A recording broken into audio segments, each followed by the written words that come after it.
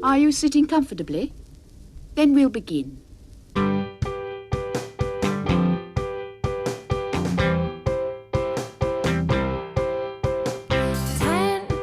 minutes left. Yeah, but there's still some time. It's not the final score. We need more than the numbers we're given. Show us you live and breathe the game. You're more than a name. That's what we came for. We can bring you more than the score. Every story. Let's take this thing off of the field into the real world, away from the numbers, away from the numbers. Hey, everybody, and welcome to another episode of There's Still Time, the AFTN Soccer Show, broadcasting on CITR Radio 101.9 FM from the unceded Musqueam Territory at the University of beautiful British Columbia. I'm Michael McCall, I'm Steve Pander. And I'm Zachary Adam Eisenhammer. and we're back. It's been a little bit of a break again, a kind of week and a half from the last episode. It's been tough to get recordings midweek, just with everyone's schedules and League One BC games and folks' work and everything like that. So we've had a little bit of a break between the last 2-3 episodes, but we should be getting back, I think, onto a pretty more regular schedule from now on, which is just as well, because so much to talk about. So much news happening locally, nationally, internationally, and we're going to try and bring you as much of it as possible in this show. Right now, no idea how long this episode's going to be. I always aim for 2 hours. That probably means it's going to be a 3.5 hour show, because we're going to be talking World Cup. And the exciting news that came out this week is the host cities were announced for 2026. We'll also be talking MLS and new broadcasting deals. And we'll be turning our attention to the Whitecaps in all aspects, whether that is MLS, whether it's Whitecaps 2, Canadian Championship, League One BC, and of course we'll have a regular splattering of music all thrown in as well. We're going to kick things off with World Cup chat. Before we look ahead to 2026, let's have a quick chat about 2022, because the final two teams were all settled this week. The playoff games, which I don't like, because I don't think it leads to good football games necessarily. And I think we saw that in the first game with Australia and Peru. It was a nervy affair. Neither team really wanted to attack. But we've got to talk about the penalty shootout. Andrew Redmayne with his Wiggles dance, which I don't know if people here know much about the Wiggles. I just know about the Wiggles from watching all the Australian and New Zealand TV shows that I do. It's like a big cult children's TV show. There's like the blue Wiggle, the red Wiggle, the yellow Wiggle, and they do dancing and stuff. So he's now become known as the grey Wiggle. But I want to get your guys' thoughts on that. Was it actually a Wiggles dance, or were people just calling it that? Well, they kind of do that kind of because I know thing. I have seen them, because they were like, my kids were young when they came on TV, and I was oddly fascinated, like creepily. They always look creepy to me. Yes, a couple of them, especially a couple of them, and so it would be just odd to watch them and everything like that. I don't know what it was, but yeah, I was like amazed. Like, I can understand moving around and stuff like that, but the way he was moving around, it was almost like embarrassing. Yes. to be as like somebody that's played goalkeeper before. I don't think I could ever do anything like that. I mean, it must take so much out of you as well, and it's like, I guess must affect your concentration. So who was more tired, the keeper that played 118 minutes, or him because he came on the last minute or two? I mean, it's a brave decision to sub your goalkeeper off with like seconds to go, but he came up big for them. Apparently he did in the A Cup final as well. He did. But for me, the funniest thing about this was, like, And it was like, at first I was like embarrassed. Like I was like, if I was this part of this country, would I really want to go to the World Cup like this? But then I was thinking, yeah, I'm only saying that because Canada qualified earlier. Yeah. If it was Canada in that situation, I'd be like, yes, do it, please. Oh yeah, whatever you however. can do to get it. But it was both games were, you're right. There were I felt both games were boring. Like the fact that Costa Rica, once they scored that goal, they were basically shutdown mode. It Yeah. seemed like they didn't were looking for anything. I felt like the Kiwis were. I feel like the best team out of the both games didn't make it. I felt Yeah. Peru was probably the better team out of Australia, and I thought New Zealand was better than Costa Rica.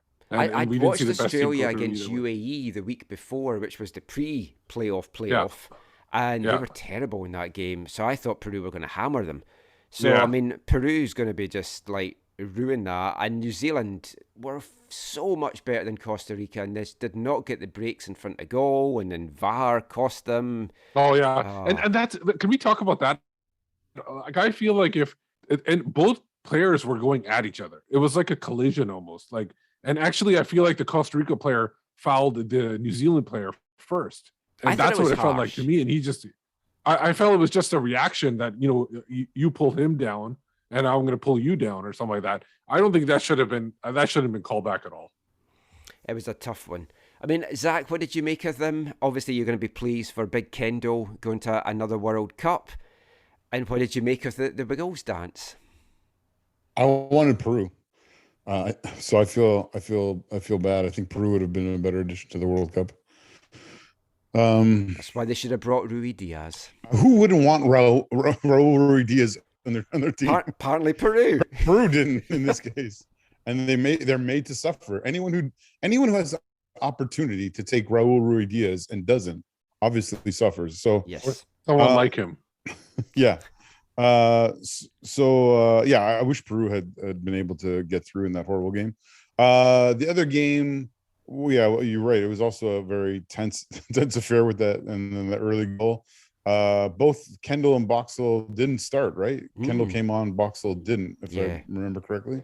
So I'm sad for Boxall, and happy for Kendall and the Ticos, and I think they'll be a good addition to the World Cup. But, and obviously good for CONCACAF to have another representative there. I did want both always good for CONCACAF. our Antipodean cousins to get through, but I don't like these playoff games. I just think there's so much on the line. You're not going to get good football. And even for 2026, I was having a look at like who's qualifying, and there's lots of like federations that's got 0.33, and it's like, oh, even with 48 teams, we're going to get all these playoff games and stuff. It's just a bit too much for me. There was a very interesting thing. I don't know if you guys saw it or not, but the Australian goalkeeper, like the Peruvian goalkeeper, who we all know from MLS and previous penalty shootout shenanigans from a few years ago when he got sent off. But anyway, he was taking way too long between kicks for me drinking water. And I really think the referee should have nipped the bud a little bit with the dancing, and he should have said, look, you can't be taking this long between kicks drinking water. But the Aussie keeper at one point reached down, got his water bottle and threw it away so that he couldn't do that. And a lot of the Peruvian media are calling that cheating. But it's like taking that long between kicks is cheating. Yeah, I think both things should have been nipped in the bud. But yeah, I feel like the referee was warning the Australian keeper every time, the Aussie keeper, that you better not come off the line or else I'm going to call it as a retake. Well, that's the hard thing as well. Like if you're dancing about like that, staying on your line must be a tricky thing to do because you're not allowed to be behind the line. That's good footwork. Yeah. Anyway, that was one World Cup. Let's talk about the one we all want to talk about.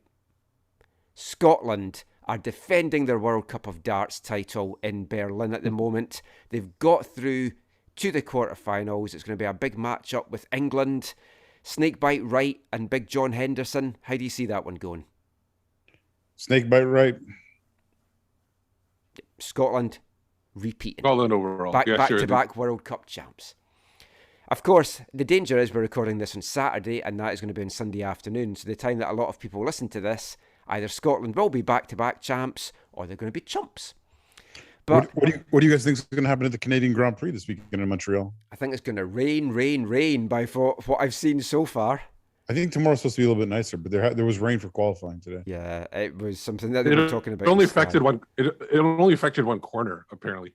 Oh, really? No. One corner of the more... track, so it was like, but people who people who kept their slicks on, they were affected by it.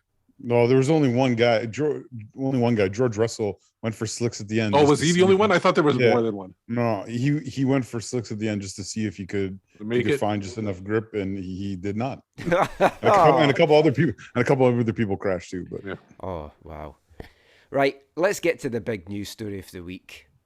The World Cup is officially coming to Vancouver. Coming back to Vancouver, I guess we could say as well, because we have hosted the 2015 Women's World Cup and the 2007 Men's Under-20 World Cup. So 3 World Cups in Vancouver in a 20-year period. It's pretty nice going. The official announcement came on Thursday. Vancouver is one of the 16 host cities and one of only 2 Canadian cities, along with Toronto. Edmonton were frozen out for a number of factors. We'll get a little bit into that shortly. First of all, Steve, thoughts on it being official? Vancouver's getting games. We don't know how many yet. Could be 5, could be 6. It's just very exciting that we are going to be a World Cup host city. Yeah, I was probably out of the 3 of us had the least amount of doubt that I did have a little bit, but probably the least amongst the 3 of us. And so I'm pretty pleased that it's coming. The number of family and friends who really show no interest in our podcast or anything like that have hit me up and said, do you have any connections or anything to get? I go, I have nothing.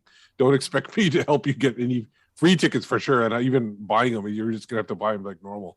Yeah, because it's like I was accredited for the 2015 World Cup, and it's like I'm pretty sure it's going to be a bit tougher to get accredited for the men's. World Cup. I don't even know if I'll be able to go to the games and cover the games or anything like that. That's highly unlikely. So overall, I kind of saw it coming.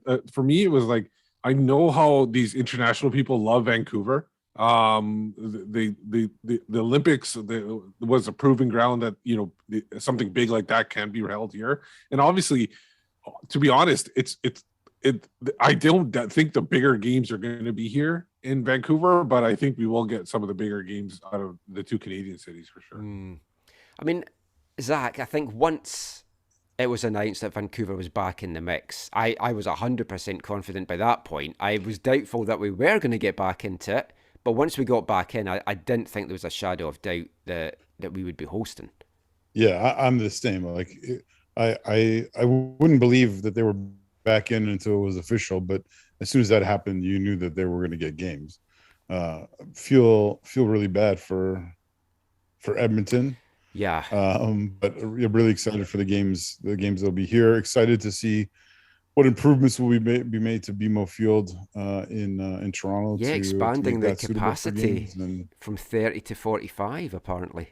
But even 45 is not that much. No, compared to the American cities. Yeah, it's one of the smallest stadiums. Even BC Place. A number of World Cups. I think BC Place might be other than Toronto, might be the smallest stadium. I don't think very many stadiums. There's a couple of Mexican ones that are smaller than BC Place. Oh, really? Out of Mexico and Canada, BC Place is the second largest stadium. Oh, okay. After Azteca. Yeah, from the stadiums. The other Mexican ones are just under but us. I think all the US ones are like 20, 30, 40,000 capacity more. Yeah, they're like it probably the smallest. I didn't check, but I'm assuming the smallest is probably 80,000 capacity for. I think there's a couple of 70, 72. Oh, okay. I had a quick look earlier. I know BC Place can get up to 60 if they wanted. Yeah, the official bid figure that they put in, which can change, was 54,000. Yeah, because that's going to allow for like executive boxes and that's boxes and all that kind of stuff. Right. That's what takes away from the 6,000-7,000 they could get to if they want. Yeah, I mean, let's talk about Edmonton just now. Then, I do feel for them because they were in from the start. they've shown they can come out for the Canadian games. You saw that in the games in November. The stadium, let's be honest, it's crumbling.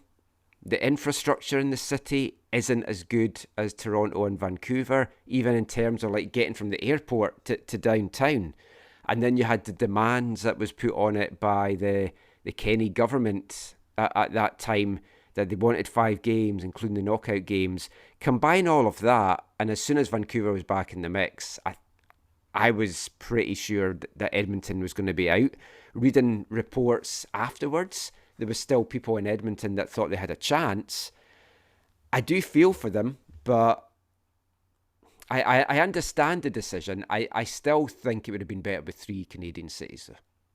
Yeah, I the stadium there. I know Zach's been there, but from what I can see just on TV, like it doesn't look like that it'd be able to handle. I think BMO is actually in better shape than what the Commonwealth is. I don't even know if they still call it Commonwealth or something else. Yeah. Now. They probably have a name for it. Oh, do they still call it Commonwealth? I Yeah. thought they maybe have a branded name or something like that. No, the stadium's fine for the like capacity and size and stuff. It just, I mean, it would need like BC Place need a grass field and whatever. It's more there. I think I mean, it does need upgrades as well. I think the stadium, but not capacity wise. But I think the city and the infrastructure and all of that. The only thing I'll say about one of the only upsides of there being only 2 Canadian teams as opposed to 3 or even 4, if you consider Montreal, is that the fact that now dividing up 10 games doesn't feel so bad.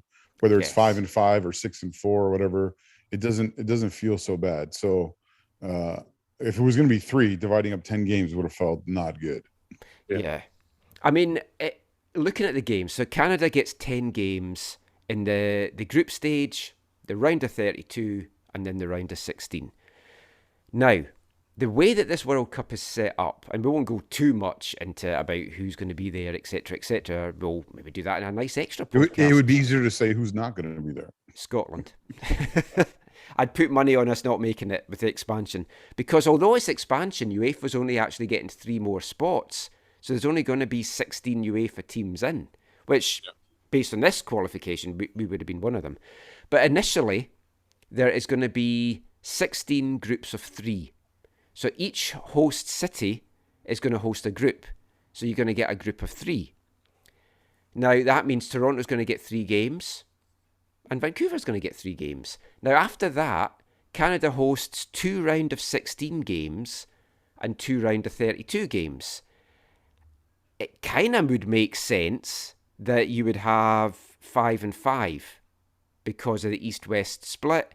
And FIFA have already come out and said they appreciate the expanse of travel and they want to minimise travel, especially in the early stages. So I think they're going to try and have like regional East and West divides for as much as they can. So, I mean, for me, 5-5 makes total sense. But in saying that, there's obviously going to be 10,000 more people in Vancouver. So do FIFA think, well, I'd rather have more bums and seats and we give Vancouver that extra game? Very good question.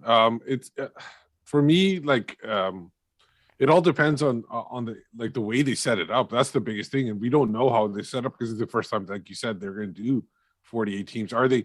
Because right now they have the Seattle Vancouver kind of connection where they can do something there, and because you could technically have the group runners up from Seattle and Vancouver just playing around and switching and stuff. Exactly. So it's gonna be hard to see how they forget. The thing is, if you're gonna have one, like if you're gonna have Canada travel from east to west, then you're gonna have more teams. Like I remember Brazil was like people were traveling a lot in there. Maybe not as much as this is America, the biggest ever in terms of expanse. I mean, even Russia was big, but Brazil was pretty big too. I remember I remember seeing the travel, like one team had to go from here to there to there. So I think if they keep it like steady in one spot, that'll be interesting to see. I think you're right. I think what you'll see like if they want to keep a group in each city, that's fine. But I think what you'll see is for the round of 32, you'll see them set it up so that like partner up. So you'll see like Seattle, Vancouver, those groups in the round of 32, their winners will, you'll likely be in one or the other. I guess with only one, there's not two teams from each of those. Yeah, there's going to be some travel. Go through from each group. Is So it two go through from each group? Yep, because it's going to be around the 32. Oh, right. Okay, so then that's what's going to happen. Is you're going to have like the partner up like that, and then like Vancouver's a top team will play Seattle's second team, and Seattle's top team will play Vancouver's second team, and one will be in one city and the other will be in the other city. I mean, for but travel, can you imagine if it happens where Canada is the host team in Vancouver, but they finish second place, so they have to travel to Seattle to play? That'd be like so.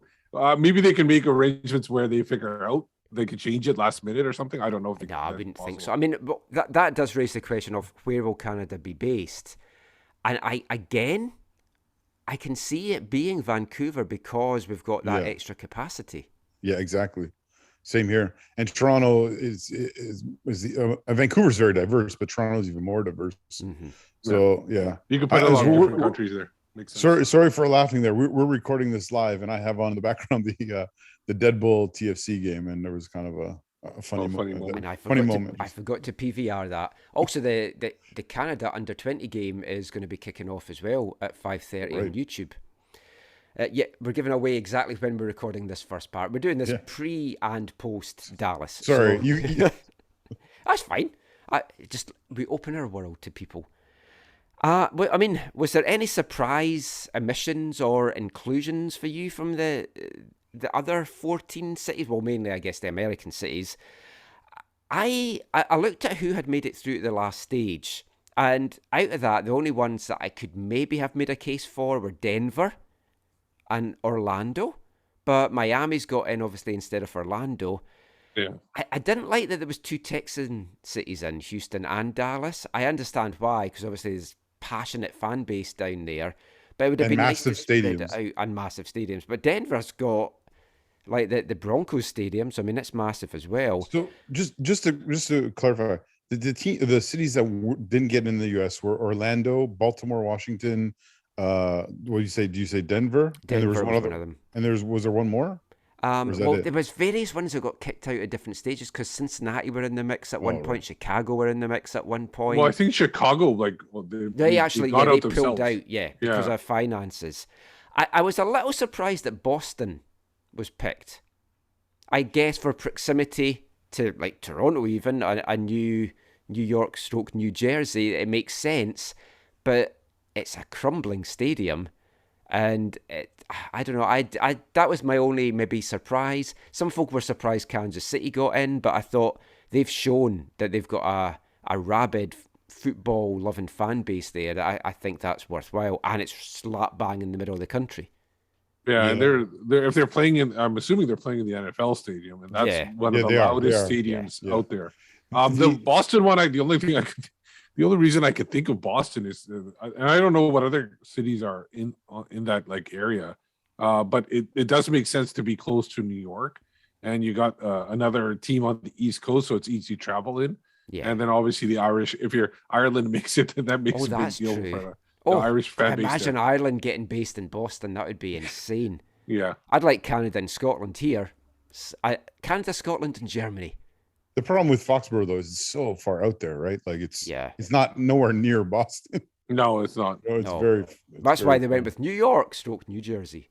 Yeah, like I remember last time when in '94, and there were some really great games at Foxborough, but yeah, it's very far away. Yeah, the West Coast games are fantastic because they're all like if you wanted to drive down to them from Vancouver, you can as well. Yeah. So it's so exciting. And if we talk about BC Place just quickly, 54,500 is what was on their bid, and then that could maybe come and go. I mean, what's it going to mean for the city? What's it going to mean in terms of infrastructure in Vancouver? We touched on this before when we came back in the bid. You're going to see facilities upgraded throughout the city. You're going to see new facilities built. When the Women's World Cup was here, Empire Field got 2 brand new pitches put in for the training. So you'd imagine they're going to use that. They'll probably redo Trillium. They'll probably do more stuff up at UBC as well, and maybe build some new ones elsewhere in the city. It also means we're going to get some friendly games here beforehand. You're going to get teams coming here to train. It's massive. It's so good, and hopefully, and other infrastructure like transit and stuff can get tweaked over the next 4 years as well. And hopefully they stop construction for a bit. Forget about all those practical things, Michael. This means there's going to be, I don't know for how long, but there's going to be a grass pitch at BC Place. Yeah. I hope they keep it there. No, that's not going to happen. No, that's not going to happen. The biggest thing for me is I think the thing is a lot of facilities are up and ready to go. I agree with you that the Empire. I have a couple of like hopes that maybe this can start a soccer specific stadium. Maybe they can find something like that in the budget to do something like that. Well, Hastings Park's been rumoured for a while of knocking down the racecourse and putting a big stadium in there. Yeah, and then the other one would be that maybe some people get excited about like the soccer feel in Vancouver, and it might attract a new owner to the Whitecaps by then or something like that. I never thought of that aspect. I thought of like player aspects, that a player might be based here and see the city and fall in love with it, and then all of a sudden a big name player wants to come and be in Vancouver. Yeah, I'm hoping I'll use the example. What did I just? Who just had new ownership? Somebody just had new ownership. Well, RSL did. No, it wasn't RSL. I'm just thinking about something. Maybe it could be a different sport. But I just saw that that new group come in, and it's just completely changed the team. And I just feel like if that's what Vancouver needs right now with the Whitecaps, and we'll talk about that more later. But yeah, I mean, a big burning question: how will BC Play security handle all the pitch invaders? Dude, there was not very well. There was pitch invaders at the Germany's thrashing of Italy. It was happening weird. all over. What was the? There was a whole bunch of kids. They were young. They were young. Yeah, there was little kids that were running on the pitch. Was it during the Costa Rica game? I can't remember now. I just remember little kids running on the pitch. Oh, it might have been. Oh no, it was in Honduras, Canada. There was pitch invaders at that, and there was little kids just running on the pitch and stopping the game. Anyway, that's a whole other thing. So, I mean, what will this mean for the Whitecaps? For one thing, it means they're probably going to have to vacate the stadium and be on the road for a little bit of spell. Although MLS, I think MLS will shut down. Yeah, it definitely will. But maybe they'll go to a winter schedule for that year. I mean, who knows how soon FIFA want to take over BC Place? That's one of the things still to get sorted out. So, I mean, the Caps could be having a big spell of games on the road, and genuinely, it could attract future players here if they do come to the city and they fall in love with it. I think that's very possible. Those were some of the questions I had. So I got a chance to sit down with Axel Schuster this afternoon to put some of those to him. Let's hear what he had to say.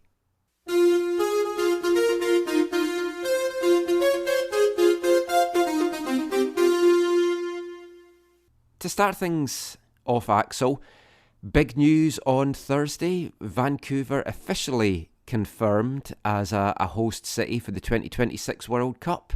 I think once we were back in it, it was pretty much expected that we were going to be picked as a host city and get some games, but you were there at the announcement on Thursday. Just what's your initial thoughts of the World Cup coming to the city that you now call home?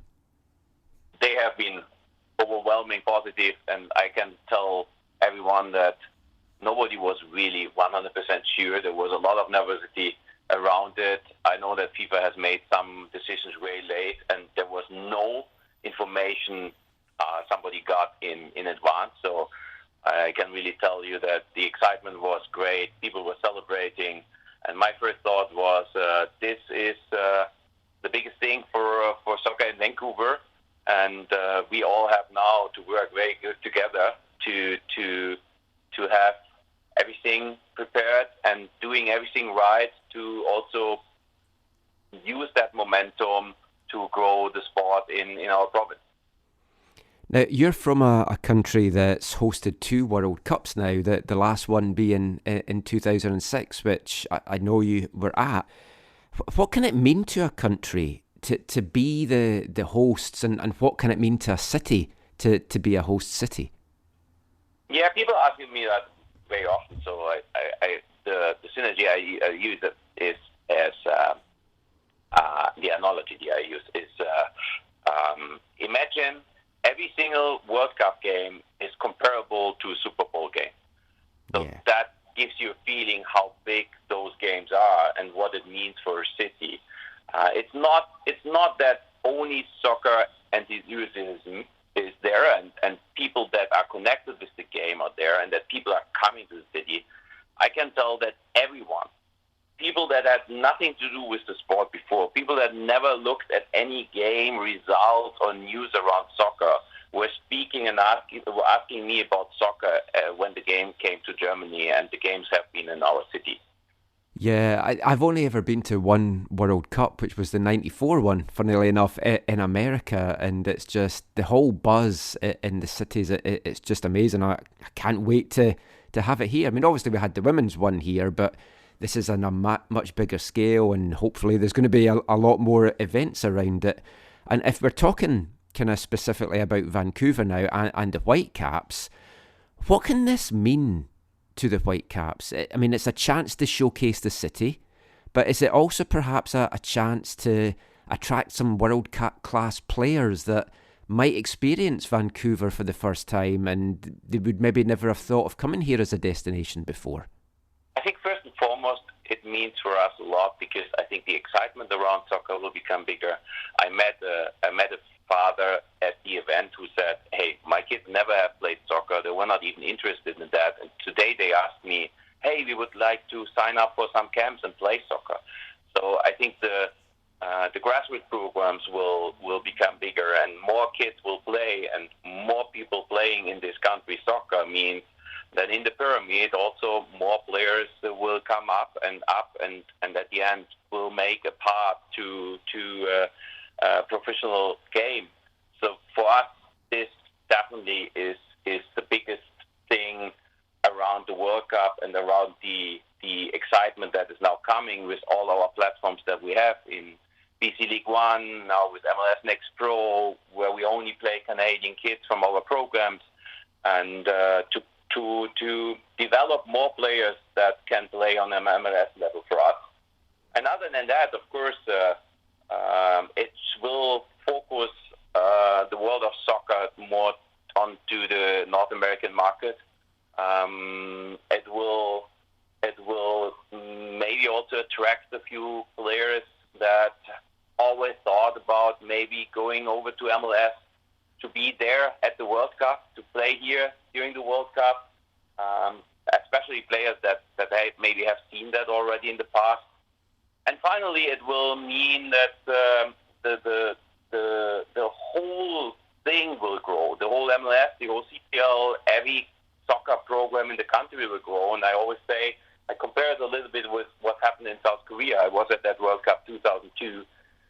And the host team, South Korea, made it up to the semifinal and had to challenge Germany in a very difficult game. And since then, South Korea is a total different soccer nation than it ever has been before. They are going automatically, without any doubt, to every World Cup.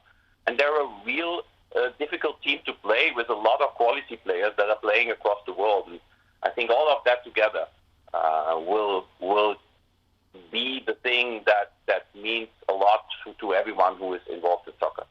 Obviously, it's 4 years away, so I mean, there's still a lot of things to get sorted out and a lot of planning, and we don't even know how many games we're getting here yet or whatever. But you mentioned the Whitecaps, and you've been in the loop with all the discussions since Vancouver came back in. Obviously, it's going to be a tough time for the team as well. I mean, you would expect MLS will shut down, but there's a good chance that you might not have a home stadium for a big chunk of that year before it and during it. What kind of discussions have you had around stuff like that? Or is it just way too early to even think of stuff like that just now? Yeah, I don't really see a big problem in that because, first of all, during the World Cup, there will be no MLS games. I think not even the FIFA laws allow that. So the league will shut down and everyone will be involved in this event. So we don't need a stadium for the time of the games. And if that means that the stadium has to be prepared 2 weeks before, maybe, but 2 weeks are also not a big difference maker. Yeah. We are playing 3-4 games on the road right now this season without the World Cup in Vancouver. So I think we have said from the very first beginning, we're very proud that the games are coming to our city, and we are very proud to be one party in supporting it and helping that it becomes a fantastic event. And we are here to help and to do what is necessary with all our soccer knowledge, with our facility that's fulfilled all the requirements of FIFA. So we only see that positive, and if there at the end we have to play one game more on the road a few weeks before the World Cup, and I really don't have a problem with that. I think my one big thing I would hope you're going to push for as well is that the grass pitch stays beyond 2026, but I know there's lots of other things out with your control of that. But thanks for your stuff on that, Axel.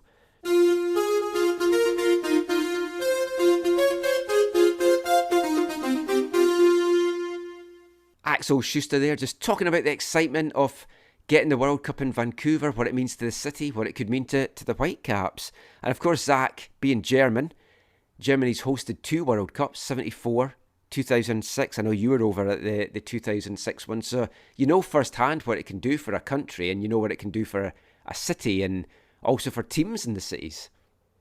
Yeah, this is a crazy exciting time. Like, this is...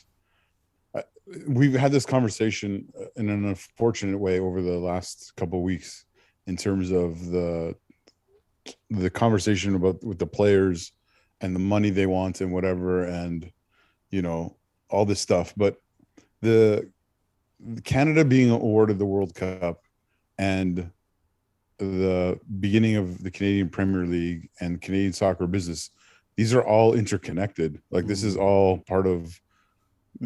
This is all kind of one big movement that's kind of happening. And so the World Cup is a significant factor in it all, because one of the things that the CPL owners know, or the people who started the CPL, is, yeah, they're going to not do well at the beginning, but they know that going towards a World Cup and coming out of a World Cup, there is a massive opportunity to... Yeah, it's like a golden goose is coming to the country. And I mean, well, that's the thing. Like, we talk about MLS shutting down, which it definitely will. Yeah. Will the CPL shut down? I mean, FIFA might mandate that they have to, but I mean, if they played games, there's eyes of the world then in Canada, and they might have more eyes on them, and fans coming to see them. Players could get in the shop window, and I think it would be good if they could play, as long as they avoided clashes. But I think I don't know if they'll be allowed to. I don't see how they can, like, how FIFA takes over, like when they come into a country, it's going to be up to them. It's their mandate. So there might be a situation where they might have to play a lot of games in a short period of time. Maybe they do another tournament to begin the season, get a whole bunch of games in, take a break, and then continue the season after the World Cup is over. I hope I don't have to miss the World Cup final because I'm commentating on League One BC. The thing is, with Canada will need to the Canadian Soccer will need to use this World Cup to try to boost CPL. It has to be done in some way, whether it's games being played or some other venue. But it needs to use this to get like more aspect. Like, for example, if you want to buy a game, like season ticket holders for CPL. Get first shot at buying tickets to the World Cup games or something like that. Something like that has to be done where they can tie it into the success of CPL, whether it's short term or long term. I don't know if they can do that, but I agree with you. It would be a good idea. Yeah, I don't know if they can, but I would love that. That would be a there should be an allotment of tickets that CPL fans should be able to get. Yeah, the only thing is FIFA's controlling it. I mean, I'll be honest. I'm going to try and get tickets and buy them just in case we don't get accredited. Yeah. I don't want to miss out on this. So if I end up with tickets and accredited, great. But last thing then to talk about in this bit, the cost aspect. It's been mentioned by many people.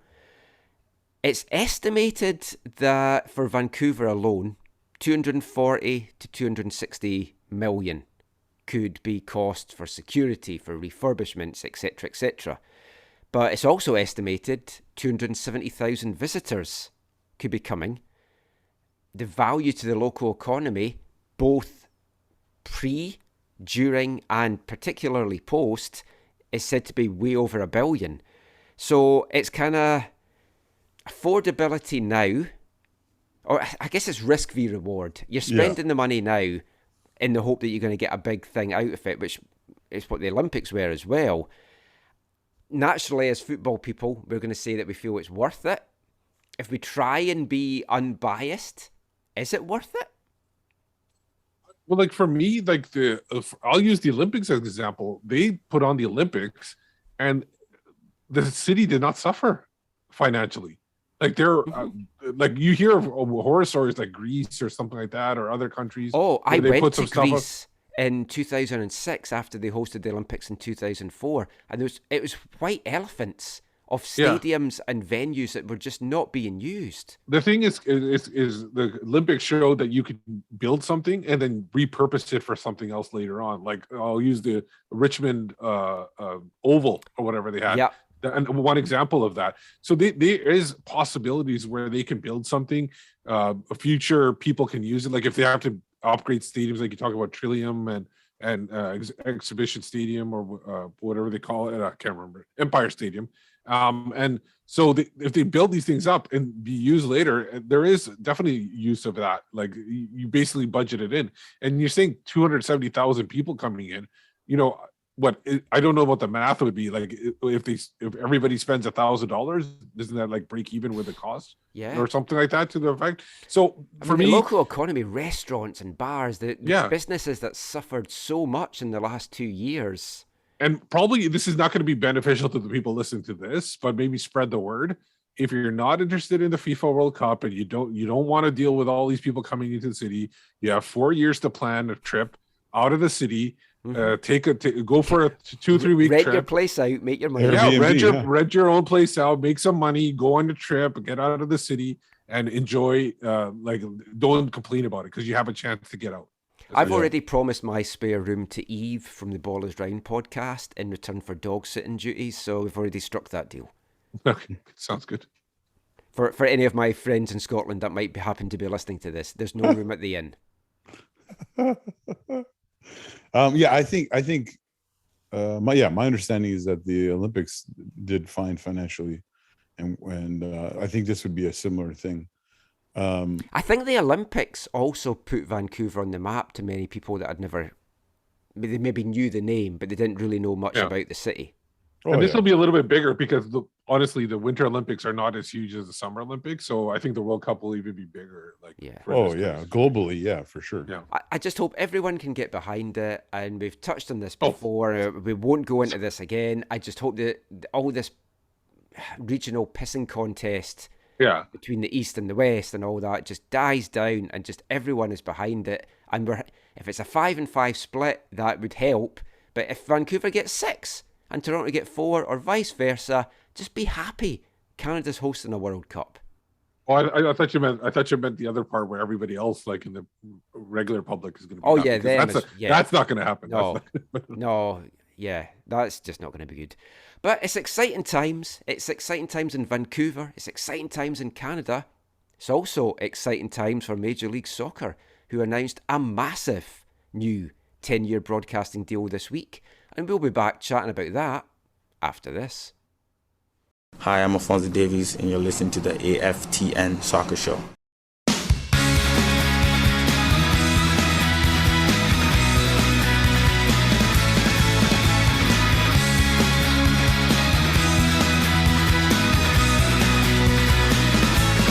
Every face, even the one you saw yesterday, it looks different today, 'cause everything's changed since yesterday, in every possible way. Things seem different today, not like yesterday. Is consideration more like an exception of consideration?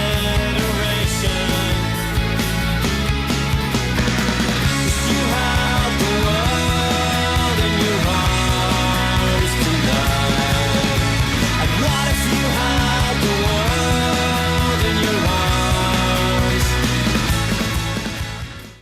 Welcome back to the AFTN Soccer Show on CITR Radio 101.9 FM. And kicking off this part, we've played this song in the show before. I'll play it again, probably many times in the future. It's by one of my all-time favourite bands from Edinburgh in Scotland. They're called Idlewild. That is a single from their fourth studio album, The Remote Part, released in 2002. That was You Held the World in Your Arms. And of course, Vancouver will be hosting the World Cup and holding the world in their arms in 2026. That's why I dug that one out. It's also the 20th anniversary of that album. That was their biggest hit that they had in their whole career as well, reached number 9 in the UK charts. And they're actually touring that album at the moment around the UK and Europe, where they're playing it in full. And my next trip to Scotland looks like it could be coinciding with them playing that at a festival. So I'm hoping that I'm going to get over to see that. That would be fantastic. So we mentioned it was a big week of news. And domestically, for Major League Soccer, a massive announcement on Tuesday, as the league announced a new broadcasting deal that had been in the making apparently for around 3 years. It's been signed, sealed and delivered. It's a big one. The league have signed a 10-year deal with Apple TV Plus to be their new broadcasting stroke streaming partner, meaning the league will be behind a paywall from next season. Now, no confirmation from either side, but it's thought that the deal is worth $250 million a year, which will be $2.5 billion over the 10 years. That's some investment. The previous deal with ESPN, Fox, Telemundo, TSN, etc. was thought to be about $90 million. So it's a big increase. To summarise what this deal means, Apple TV will show every game in Major League Soccer, every MLS Next Pro game, and select MLS Next Academy matches exclusively on their streaming service from 2023. There'll be no more blackouts, no more local broadcasts either, or local TV deals, although teams can produce their own pre-game and post-game shows, so you can still have that local touch to it. The hope is that the league will strike some deals with linear broadcasters to have a few games shown over the season. Whether those broadcasters like TSN will then be interested is another matter, because they've been frozen out in this 10-year deal. So will they have any interest at all in showing any of the games? Hopefully they will, especially here in Canada. You'd hope that Montreal's going to get some French stations showing it, and that TSN or CTV or CBC even will strike deals to have Cascadian derbies, Canadian derbies, just to keep these games in the public eye. The MLS service is going to be separate from the existing Apple TV Plus service, but some select games will be shown to those subscribers, and then some will be free for everyone to watch just on the Apple app.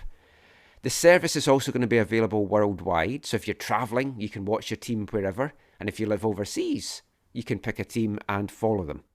Now, there's a lot of similarities that I see in this to the deal that Sky Sports signed that changed English football in the early 90s. Is this a game changer for MLS though, or we've seen it with Canadian soccer business and 10-year deals? Is this a handcuff deal? Could they have got more value if they just done a 5-year deal? Time will obviously tell, but Steve, just your initial thoughts on this whole situation and the new streaming deal. Yeah, it's a little risky for MLS, but I'm assuming obviously clearly they're gone for the money. At this point, they see the cost of it of maybe pissing some people off worth more. Like the money is worth more than just worrying about some people being upset about it. Eventually, people, if you do want to watch these games, they will sign up for the service. my hope is that they do have like a game of the week kind of situation where maybe they'll alternate it between TFC, Whitecaps, and no, actually TSN never shows Montreal games, so I rarely ever do. Occasionally they do. Very but, occasionally. Yeah. But like the 1 week is the Vancouver game, 1 week is the Toronto game, and hopefully they're away games. So you don't, if you're gonna go watch the game live, you don't have to worry about that. Good point. Yeah, it's very strange for me in that I still feel like MLS is a fairly new league compared, obviously, to other leagues, not only in North America but around the world. Local, North American for other sports and around the world for soccer. So it's very, very, very thing. But I guess they like I said, the 250 million is still 250 million. It's just depending on whether this hurts people. Does this hurt people because people can't watch the games at home for away? Do they not want to go to the home games because they don't see anything? Well, the thing is, will pubs buy a subscription? Will pubs be showing MLS games? So I mean, folk. You could always get a deal like that. There might be a separate deal for there, but most of these places, they already have subscriptions because it makes financial sense for them to be able to show as much as they can. The thing is, for me, is like I hope they have like separate things where separate pay scales where sometimes if you want all the games, you pay a certain amount. If you just want to follow your team, you could pay a certain amount. That would be good. It doesn't sound like that's going to be that though. I don't know how. Do you know how much they're going to charge? Did they say? No, like all this is in the air. We're going to hear from Axel Schuster shortly as well, and he revealed that for the next months, as they plan this, they're having 2 meetings a week to sort out all the stuff. Yeah, because I know Apple themselves, like the normal Apple subscription, it's I think $6.99 a month. Yeah. Which is not too bad. If it's like MLS and then maybe they charge $5 a month, I don't know if that's plausible or not. Well, but they had to deal with ESPN, and ESPN was great value. And like if you look at DAZN, it was $150 a year. Yeah. But you were getting other things outside of MLS. Yeah. Yeah. So that's the big difference there to see what you get. Because if it was, because I was actually thinking about getting DAZN this year. But now obviously they've lost the Premier League as well because football's going to have that from August. Yeah, so I don't know what to do. We'll touch on that shortly. There's too many stretched different I wish these leagues would get together and maybe make their own streaming service of all the leagues and stuff like that, so you could just buy one thing. But then they all want their different pieces of pie. Like NBC's deal with the English Premier League is for $450 million a year. Yeah. So that's like way more than MLS have done with Apple. But I think more people probably watch the Premier League in North America than MLS. Yeah. I think that's the reason why. I mean, what's your thoughts on it, Zach? This is the first deal that doesn't include the national team's rights, right? Yeah. Yeah. So that's kind of interesting. It you asked earlier if it handcuffs them. I think this is a good business for MLS. In terms of the money they're getting, in terms of how will this impact their ability to grow their fan bases, that is a fair question. Because not being if they don't do a game of the week type deal with traditional cable outlets in the local communities, I think that you are limiting yourself. But on the whole, I think they'll feel really happy about this. And especially because we don't know all the ins and outs of how costs still and so much what's all going to look like. Yeah, but I think they'll be very, very pleased about this. I think it's a great bit of business, and it does have the potential to completely be a game changer for soccer in this country. It's definitely great money for them, but like Zach said, does it slow down because what have they been always talking about, wanting to be the top 4 or top 3 league in North America? And if you're not putting your games on TV for people to watch without a subscription, that hurts. Well, that's the thing. It's like, is this going to freeze out the casual fans? Because how do you grow a fan base? And this is the problem I've said all along for CPL with this one soccer deal. How do you grow your fan base when potential fans / casual fans can't see the product on their TV to see how good or bad it is?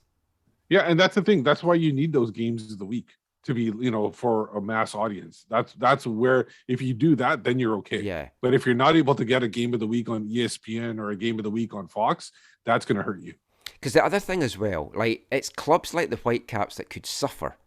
Because your LA Galaxies, your LAFCs, your Seattles, your Portlands, they're always going to sell tickets. They've got this big fan base. And tickets here have been a bit up and down in recent years for a number of reasons. I think it's tough for the Whitecaps in that regard to try and market a product that you're maybe not seeing on your screens very much. All season ticket holders are going to get the streaming package as part of their season ticket package. And I think that is absolutely fantastic. That is a great bit of business. It's huge added value for selling season tickets. Yep. But again, you're preaching to the converted there, and it's not getting these casual fans in. Yeah, sorry, is that confirmed that it's going to be included with season ticket? Yep. Okay. Every single club. They're going to put it on their certificate. Holder. Yes. For people to have. That was a good one, Steve. But I think that's great, and that will really help. But again, it's the fans that's already into the teams and into the league. It's going to be a tough job to market this. I totally agree with you. Like, it's a very, it's a great cash grab, but it could, it might hurt them. Making it bigger. That's the biggest thing. It's how much you want now as opposed to later. It will be awkward though if season tickets go up $50 to $100. Oh yes, of course. Well, they could bury it in that. Yeah. Now, games are also now going to be solely on Wednesday nights and on Saturday nights, barring any local linear deals. Like, if they sign a deal with CTV to show Toronto, Vancouver, they might say we want that in the afternoon. Right. Now, there is a window. Now, this still all has to, the clubs don't know how much wiggle room they've got with this. From listening to Don Garba's press conference, I took it to be the Eastern games will all be on at a set time because they want to do a whip-around show, which will be great because it's like, I've watched that for English games and stuff like that, and it's like, oh, let's go to Seattle, there's been a goal there. Let's go to Vancouver, there's been a goal there. So that's great. But from someone like Vancouver, you've got fans that might want to come from the interior, fans that might want to come from the island that don't want to stay overnight. So midweek games and Saturday games aren't great for that. So if the Whitecaps have the capacity to say, no, we'd like some afternoon games, then that'll be great. But if they don't, that could cost them a fan base. Might be great for Pacific or any future interior CPL team, but again, that could be more fans driven away. Interesting. The interesting stuff that's going to come out next year. We'll see it. And the thing is, it's not very much to look forward to. Like, you don't have to wait for it. It's going to happen next year. Yeah. We'll see how I mean, there's still going to be so much sorted out, and I always like to get too far ahead and ask questions that no one's got the answers for, which is exactly what I did with Axel Schuster this afternoon. I sat down and I asked him some questions about this deal, and obviously he's not going to know the answer to a lot of the stuff I was asking because it's just not been discussed yet. But here is what he did think about the deal in general for the league and what it means to the Whitecaps.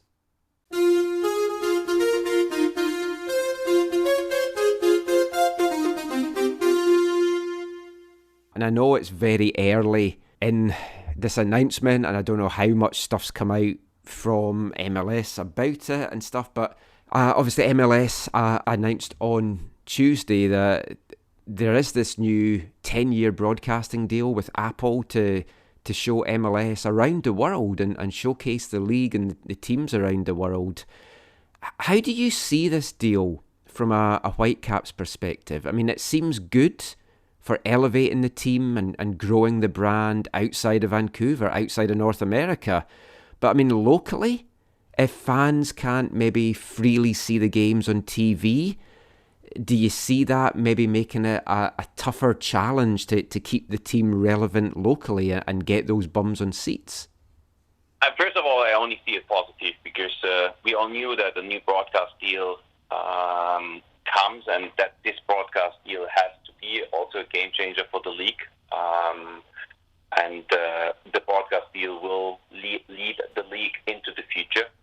I think, first and foremost, there is is an additional benefit that our seasonal ticket holders get, and they get a subscription, so they can see, and we can offer them that they can see all 34 season games, and they can follow us. It also comes with platforms where we can provide additional content, where we can provide additional information. We will have pre-match, post-match, mid-season, midweek shows. So much more information and so much more videos, content we can provide to our supporters that I don't see any negative things in that.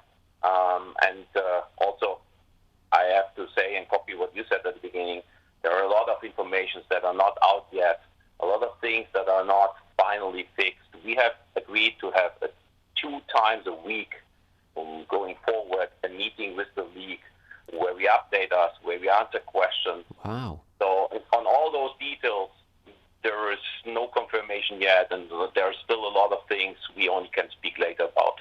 Yeah, I totally understand that. And I mean, a couple of things that you touched on there, like the value to season ticket holders with having this in the package is massive, and I think is a great selling point for everything as well.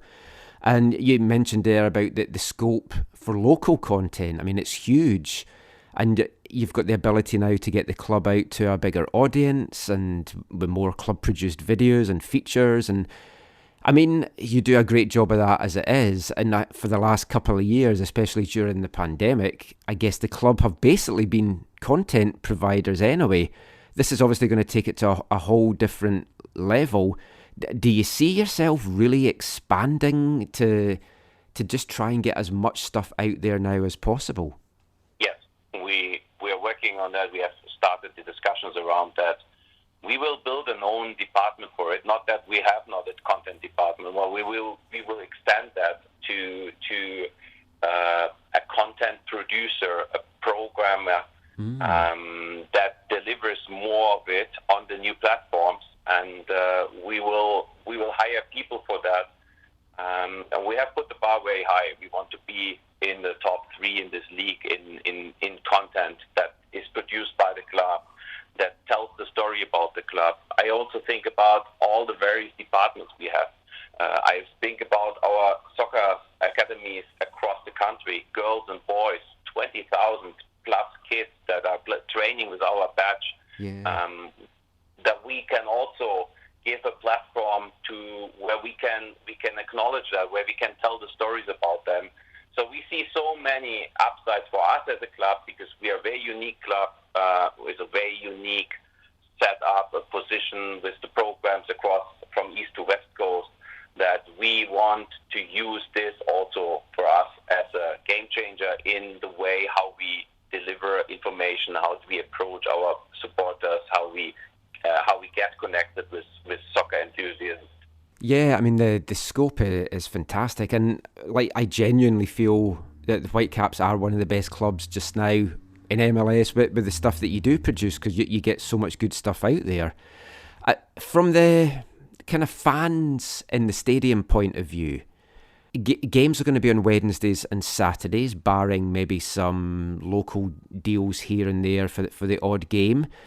I like that, because I like to know that a game's on those specific nights. And like growing up in Scotland, you knew Saturday afternoon, that was when you went to watch your team and stuff. So you've got that kind of stability now. But obviously that then means maybe fans from the island or fans from the interior might struggle to get to some of those games. Is that something that you might then have to work on a little bit, especially midweek games where they are notoriously a bit of a hard sell here? Yeah, but I see it a little bit different, because we all know that the regular season has to be played in 30 to 32 weeks. That's the window the MLS always had in the last years. Yeah. And then in this 30 to 32 weeks, there are breaks and international windows. So the weeks are not enough to play every game on a weekend, and this will not change in future. So we will play, or have played already a few, and in this whole season we will play 5 games mid-season. mid-season, midweek. Yeah. And on top of that, this year we play 7 games on the Sunday. By research and asking our fans, we know that the absolute favorite day is to play on Saturday. Yeah. I think that we will end up with more Saturday games than we have yet, and we will have a similar amount of midweek games we have now, because it hasn't said, or nobody has said, that we will now play always in midweeks on Wednesdays. We only have fixed that it will only play on those 2 days, and it will not be the majority of the games will only played on Wednesday and Saturday, and there will be an absolute exemption that games will be played on Tuesday or Sunday or Friday. So, I mean, overall, I really like the deal. I think it's fantastic for the league. I think it's fantastic for getting more eyeballs on maybe some of the less fashionable clubs that maybe don't get their games on ESPN and Fox just now and everything like that as well. The only downside is, for me, it just means that if football fans are wanting to watch MLS, if they're wanting to watch the Canadian Premier League, if they're wanting to watch the English Premier League, or if they're wanting to watch Champions League, they're going to have 4 different streaming services now. If money's tight and folk have to choose, do you see there maybe being a danger that they don't choose MLS? Or what does the league and the clubs need to do to make sure that they think, oh, this is great, this is what we want to do? Yes. First of all, I want to say that we, of course, cannot control what other leagues do and how they sell their deals. So we only can care and have to care about what we can do for our fans, and we have to do the best we can do. I think that we have now streamlined everything onto one platform. You can see every single game of our league on one platform with one subscription, and you can see it everywhere in the world. If you travel somewhere, or if you're living somewhere else and you want to follow a favorite player that is playing MLS, you can see everything of that on one single platform. In addition, we provide the additional benefits to all season ticket holders that they get this subscription as an add-on. So said that, I think that's the best MLS can do to help fans and to help soccer followers that also want to see other leagues and they want to see as much as possible. Because I don't think, unfortunately, that we can go back to old times when I started to follow soccer and watch games, that there have been only 2 channels in Germany, both were free, and every single football content was shown on them. We will not get there back. So I think we as a league have done the best job we can do on that things that we can control. Yeah, absolutely. I mean, I was the same. I had the same kind of channels just to pick from when I was growing up as well. But thank you so much for your time today, Axel, as always. Thank you very much, Michael.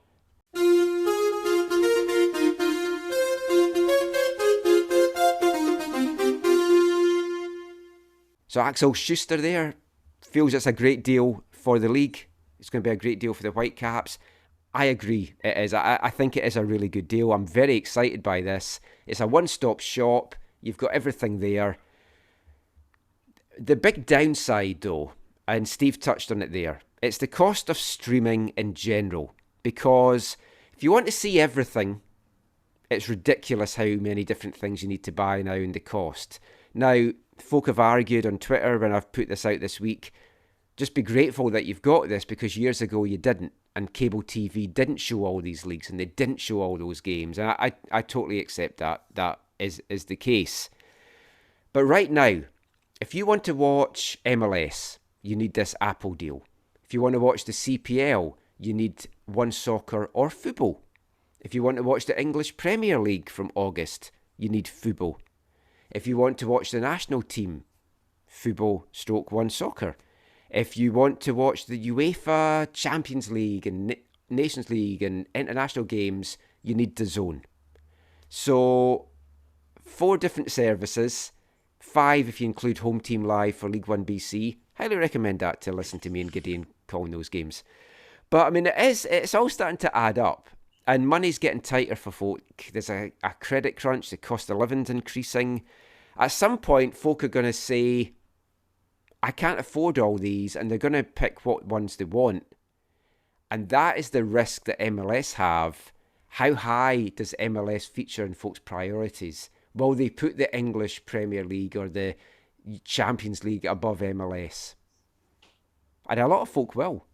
Yeah, that's a very good point. It'll all depend on, like, do they put all the money, the people that want to watch this, put all their money into soccer and take it away from other aspects? Like, well, there's that as well. Yeah. Like, so there's like so much competition out there for these kind of streaming services, and it's like you got Netflix who just raised their prices this week and they're wanting to clamp down on account sharing and stuff as well, because I've spoken before, like we use Caitlin's dad's account for Netflix, and I got a free Amazon Prime thing, and then you've got Disney Plus, and it's like there's all these different streaming services, and it's great, cost cutting, getting rid of cable, but if you want all these different things, it adds up. And I know that cable then doesn't show all these things, but at some point folk are going to have to make choices. And it's just annoying when you sign up to something like DAZN and then they lose the rights to the thing that a lot of folks signed up for. I still want DAZN because I want to get the darts and I want to get the boxing, and I think they've still got the English Championship, but then they've also got the UEFA International Games and Champions League. So folk will make decisions, and it's how well MLS market their league and how well they decide to get people wanting to buy into this. And if it's priced right, they'll do that. If they price it too high, they won't. Like, for me, as an example, like TSN, I think I only get it for MLS. I can't remember anything. Maybe NFL will in September, but I don't get it for really anything else. So I need to make a decision. I watch AEW on it, and that's the I forgot about that. Yeah, that's, you're right. But there's other ways I can watch AEW as well. Yeah, I watch Formula One on TSN, but I think I'm canceling Sportsnet until the Bundesliga restarts. I cancelled Sportsnet and added in the package on Telus that had one soccer in and boxing and stuff. Yeah. So I then got rid of Sportsnet because there was nothing on Sportsnet I wanted apart from maybe some FA Cup games. But with a VPN, you can watch those on BBC and ITV over in the UK. So, but then you're paying for the VPN. Yeah, that's true. But that's been one of the best investments I've made. And so many folk have said, "Oh, you should get IPTV and all that stuff," which obviously is pushing the boundaries of allegedly legitimacy and stuff like that. People are allegedly out telling you to get that.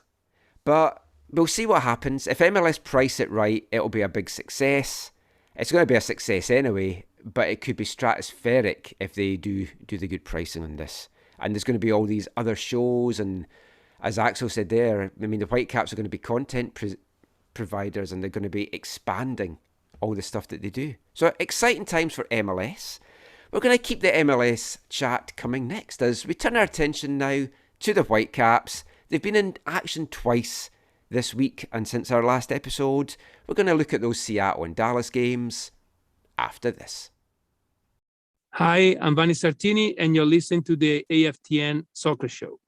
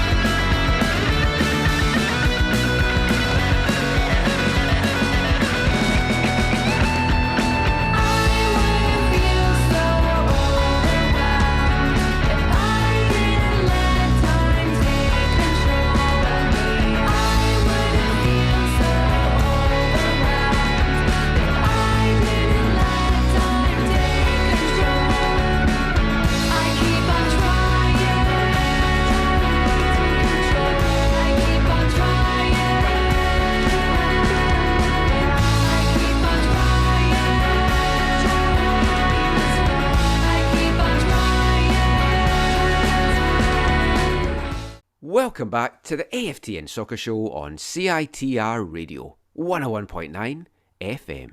And kicking off this part, it's our Artist of the Month here at AFTN for the month of June, out of Brooklyn, New York.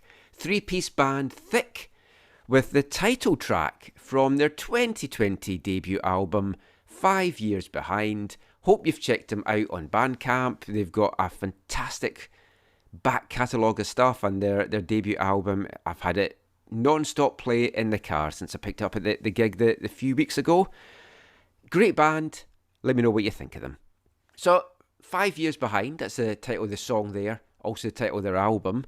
And watching that game on Tuesday night between the Whitecaps and Seattle, would you say the Whitecaps were 5 years behind Seattle, or am I being generous there? I think they probably feel like the players maybe felt like they were 5 years behind because they had no confidence at all in that game. I honestly think that somebody needs to show these current group of players the 4-1 game back in the day, because they need to see that they're capable of winning in Seattle. Seattle is not that scary of a place. Like, there was times, between the Robinson and DeSantos era where, after the Robinson and DeSantos, where they were a pretty crappy team, where they were probably 5 years behind. But I don't think they're that far behind. I can't remember the lineup totally from that day, but I don't think it was that bad from the Seattle game. I tried to block most of it out of memory. I mean, I kind of. So I feel like I feel like that they're just like, their mentality is like, going into these games is not good. Yeah, and that's what's costing the points in the 5 years of not winning, or 15 years or whatever. Well, that was the thing. That was the other way I was going down that as well. Yeah, because it's like 15 games without a win now. The last one coming 5 years ago in 2017. It's they need to get that victory just to get that monkey off their back, and as you say, get that confidence. Watch some of those previous wins over Seattle, because we've gone toe to toe with them in the past when we've had a worse team than we currently have, to be honest. That's why I think mentality is a big factor in this. I mean, there's not too much I want to say about that Seattle game, to be honest, Zach. There's not much you can say about that performance. It was pretty horrible all round. They were far too easily cut open, and of course, Rui Diaz and Ladero did the damage. Ryan Gauld, brutally honest after the game. The players were ashamed. They didn't want to sugarcoat it. They knew that they were bad. Then Vanni Sartini said that the team was too sleepy and came out too sleepy. And who's responsible for that, though? Like, Vanni can only G them up so much. Some of the responsibility has to be on the players, but then it's also the coach's job to have them ready to go on that field. And you don't want them too G'd up in a derby that they start flying in like Cava with tackles a few minutes in and getting early bookings or whatever. But if you can't get up for a derby game and you start that sleepy, you've got to question some of these players' mentality. Yeah, I mean, I know there's been players and coaches in the past who talked about how, it's, you can't think of it as a bigger game. You have to think about it as another game. Kind of thing. I don't really subscribe to that mentality. No, me neither. It's a special game. In terms of who's responsible for getting them, prepared. Yeah, I think it's a little bit of column A, a little bit of column B when it comes to the players and the coaches, right? Obviously, the coach and coaches are responsible for making sure that they have the right mindset, and they all know what their roles are and all that kind of stuff. But yeah, the players then have to go then live that out, right? Yeah. So I don't think any Sartini or any of the coaches would have been taking it easy in terms of the trying to get them ready. But it was a pretty woeful performance all around. In terms of the 5 years thing, are they 5 years behind Seattle? In some ways it feels longer, but it feels like they're even further behind Seattle. However, MLS is a league that if you spend right, if you use the mechanisms appropriately, you can turn things around really, really, really quickly. It's just whether or not your organization is willing to do that. But it's also, as we always say, it's spending money the right way and on the right personnel. Because we've spent money in recent years on players that, in hindsight, which is always a wonderful thing, it's not great. But, we're live on points as we record this right now with Seattle. So, no years behind at all. And to make a point of what Zach was saying, it takes no time to turn around a team. Well, they sure turned it around over in a week, basically over 4 or 5 days. If there was a song about the correlating to A Tale of Two Cities, that would be a good song to play going into this, because this was a tale of two games, basically. What a difference 4 days makes! That's absolutely. Well, I was going to say it was a different looking team, but it was because there was 7 changes. And then one thing I want to make a point too. I thought I heard this somewhere, but you guys can probably confirm this. They didn't name a player of the match for the Seattle game like they typically do, like a man of the match. I didn't even look at that. Yeah, apparently from what I heard is that I think I saw somewhere on Twitter that they didn't name anybody, because that apparently came from the players not to name anybody or the coaches or something like that. Well, Blake Price mentioned today about the players didn't want social media to try and gloss over it. They wanted to paint a picture that they were horrible, and they wanted to get across that they know that they were horrible. And I do like that self-awareness, because so often, like, Robbo was one of the worst for this. You'd put a positive spin on a horrible performance, and the fans are watching you. And like Rennie was bad for that as well. And it's like, it's a bad performance. Yeah. So if you try and sugarcoat it and just make things up, you lose some respect from the fans. So I do like that brutal honesty. But if you want brutal honesty, what a different team that was today. I went with my match report of, we went from being sleepy in Seattle to dangerous or deadly in Dallas, however you want to look at it. Right from the off. And I know it was a fortunate goal, and it was an ugly goal, let's be honest, but who cares? It ends up in the back of the net. You get a deflection from Dahome's ball into the box that could have gone anywhere, happened to run through to Cava, wasn't the best shot, and then passing the goal, just stuck his arm out, it hits it flies up, could have gone wide, ends up just bouncing in. You take it. You need to get those breaks sometimes, and it was great that the Whitecaps actually got it. Yeah, but the finish might have been bad, but the lead up to the goal was fantastic. Yeah, it was a very quick transition and really quick movement, the Colombian connection.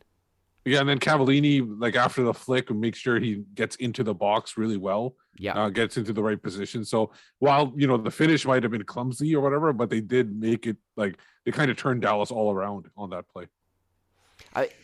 Going into the sack, I don't know why. Like, in our Whitecaps media group before the game, we gave our predictions, and I said, I'm basing this on nothing, 2-1 Whitecaps. So I was close, but I don't know. I just had this feeling that they were going to just have a response from Tuesday night, and they certainly did. Yeah, there definitely was the right kind of reaction, and yeah, it was extremely fortunate. It was horrific defending, but you need those things to go your way in order to change your fortunes. And it was a terrific start to the game. I know I messaged you guys. It felt like to me, like at that moment, like it felt like one of those games where that could be the only goal of the game. Yeah, I actually thought it was going to be. I've got to say, because Dallas were woeful in this. Like, they had, I think it was 16 shots throughout the match, but only one of them was on target. So Cropper had there's a slip. Cropper had a... I think that was his nickname on Tuesday. Yes, I know. Because I was like, the last show, I was like, Corey Cropper, I think he's made the #1 jersey. You jinxed him. Own. Yeah, goes out, has a horrible game. I'm like, Flo Youngworth, I like what I've seen from him at number 6. Worst performance so far in that role, but that was something though. The keeping Flo in that position against Seattle seemed kind of foolhardy to me. That was the one thing. Yeah, he was really found out in that, because I was chatting with someone, I can't remember who it was, and I said he's been so good, but then as they rightly responded, they were like, yeah, he wasn't playing against teams as good as Seattle. Yeah, but I mean, in this one, This was very much a tale of two halves in terms of the performance that the Whitecaps put in. Because throughout that first half, they were attack-minded. They got that goal. Now, you can't sit back after scoring 2 minutes in. You've got to still keep going with the hitting on the counter or whatever and force the opposition to try and break you down and hope that they leave gaps for you to exploit. But Dallas they seemed clueless. It's like they just didn't know how to play against this Whitecaps lineup. And Whitecaps nearly went 2-0 up in the 12th minute with that great long-range shot from Kubis, which when we've done our looks at what he can offer the team, that wasn't in his locker that we thought, or his arsenal with shots like that. But whoa, if he's going to fire off some shots like that, maybe he is a Matty Laba. Well, the thing is if he, like, just him taking a few shots like that, it gives a little bit of space and something dangerous that other teams are going to have to look at. So even if he can make a shot like that, even if it doesn't go in, it affects the attack and it can help in other places as well. Yeah, because folk aren't going to back off him now. Yeah, I was going to say, like, when's the last time you saw a Caps midfielder, like, shoot from there? I mean, granted, again, it was poor defending. Baldy has a few times, but not consistent. No, and not as dangerous as this was. And I haven't, other than maybe his first year, the pandemic year, I haven't really felt like he was a real threat from distance, Baldy. But man, I totally agree with you, Steve. If he can bring that to their attack, it totally gives more space and more opportunities for other players on other parts of the pitch. Because Dallas, like, maybe they don't know him well enough as a player yet, or they just know that Vancouver doesn't typically shoot from distance like that. Just gave him acres of space, and he was just like, okay, I'm gonna have a go. And it was a great strike. He wasn't a mid. Maybe he was probably more of a wide midfielder. But Sebastian Fernandez, I think that's his name. The one that came with Mosquito. He was more a winger. But he would take shots from distance. He would shoot from anywhere. Yeah, that's something that we've been bad at for years, though, is like not peppering enough shots in on goal. And I thought in general, Kubis was excellent. And obviously that first outing against Seattle, you can't really judge him on that. And one of his first touches was to give the ball away for one of the Seattle goals. But tonight, for only his second appearance in MLS and his first start, it's exciting what he can offer this team. And when you think, you've got him, you've got Kyle, and your midfield all of a sudden is starting to take shape, and you've got Vite that you can slot in there as well. You got a lot of attacking options at this point. Well, like, especially up front with Vite, Gold, and Caicedo, Dahome, Cavallini, White. There's quite a few options, and Ricketts. They're pretty deep up front right now. Well, like Caicedo, that goal is going to do his confidence a world of good, because I think he was a little bit down on himself with the season that he's had, and he felt he hasn't contributed. And I'm pretty sure he was the guy that we tipped last year for being could be the breakout year for him and building what he had last year. I mean, I haven't fully seen it yet, but I think he maybe just needed something like this goal to do it. I think he got a Gordie Howe hat trick in this game, because he basically scored a goal, assist, and I think he got an assist, and he knocked somebody out because there was a Dallas player that he knocked out as well. Yeah, so I think he got like Gordie Howe hat trick is actually like a fight assist and a goal. So this was very close to a soccer version. Yeah, of that. Was that? I was kind of surprised they didn't look at that more closely. Or I didn't watch it back, but my first thought was no. No, it wasn't a vicious elbow. It was more like he was trying to get through him and whatever his name is, Pomiko, whatever. Pomiko. He just jumped in front of him, and so he was just trying to get through him, and then his face was in the way. It's almost like my hand's going to do this. If your face gets in the way, it's your fault. I thought Cava dodged a booking for the hand up to the guy's face. I mean, it was nothing more than a booking. But then the Dallas player didn't get a yellow for the hand to the face to Raposo either. Yeah. So this referee was letting a lot of things go. Which I liked. I actually thought she was a fantastic referee. I thought she handled the game pretty well. I don't think Dallas agree. She didn't take crap from anybody either. There were some calls that Vancouver should have got a foul on. that she didn't call. Like the Gald one where he was pulled down or something in the end of the thing. There was quite a few calls where Vancouver would normally get a call like that from another referee, but she let it play on. What about that near the end of the first half, the tackle on Godinho? Oh, that was an absolute shocker. I thought that would have been reviewed. Yeah, because you heard the Dallas bench going, he touched the ball first. Yeah, and then followed straight through with his studs right into his knee. I was thinking he had the bone sticking out or something like that. But he got the ball first. Yeah, and at one point they said, he never touched him. I beg to differ. Yeah. It was that might have been looked at. Yeah. But other than that, I agree with you. The ref had a good game. Harris sent me an interesting message that I hadn't thought about during the game, and then when she said about it, because we're just talking about the ref, the Dallas players and sometimes the Whitecaps players were a bit pissed off with stuff, but they didn't get right in her face like they do with the male referees. Whether they were like, oh, that's not going to be a good look if I do that. But it shouldn't matter if it's male or female. You need to show a bit of respect. Yeah, no, I agree with that. But it was actually nice to see that they didn't do that. But as soon as, there was a couple of moments where as soon as they said something to her, she actually wanted to talk to that player. She actually told him to come back, talk to him, and then sent him off. So she did a really good job of letting things play out, but not like taking shit from anybody. At the WFC2 game last night, Pamadou Ka was very vocal on the bench. I know you'll. Was that unexpected? Yeah, it's a shock to everyone that. But he clearly heard the fourth official telling him, look, calm it down, and they were going back and forward, and you just hear the official going, look, it's just about respect. And Pa was like, yep, and he knew he was starting to cross the line. And I think some coaches need to be a little bit more self-aware of that sometimes. And it's not easy. I mean, I'm sure if I was coaching on the bench, I would be losing it. I know what I've been like in the stands at games over the years. I tend not to mind the coaches. I think the players need to show a little bit more respect on the field. And I'm not saying don't argue with the ref. I'm just saying there are sometimes you cross the line when you get right into the ref's face and then there's 4 or 5 people. Like if there's just one, that's fine. But 4 or 5 people at the same time, it's not good. Look, it's when they still crowd the ref these days about, oh, that should be a penalty or whatever. It's like, look, there's VAR. They're going to look at it. You don't need to crowd the ref. It's clearly going to get looked at. And then when somebody's injured or something like that, obviously it's going to be added on after at the end of the half or end of the game. I always like it as well when the players point to the big screens like at BC Place. It's like, the ref's not going to look up at that and then change his mind. Or hopefully it isn't.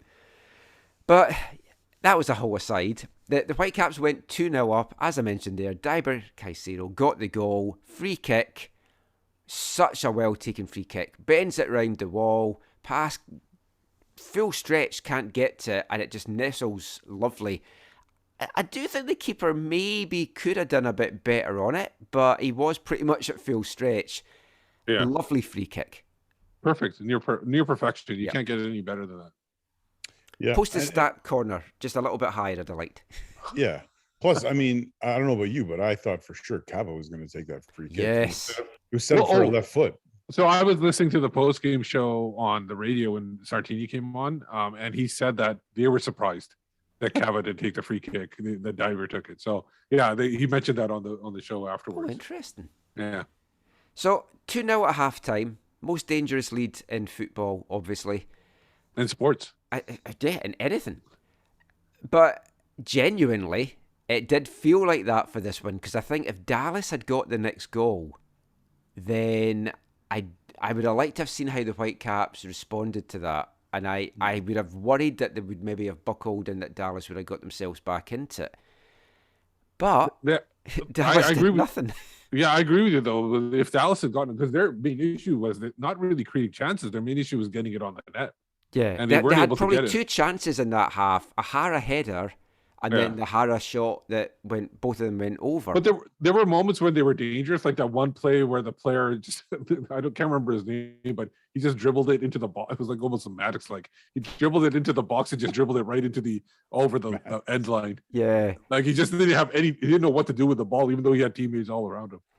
I was surprised. Like Dallas had a great start to the season, and we talked a little bit about this in the chat, Steve, because it's like it's the trope basically. Dallas start well and then they fall off.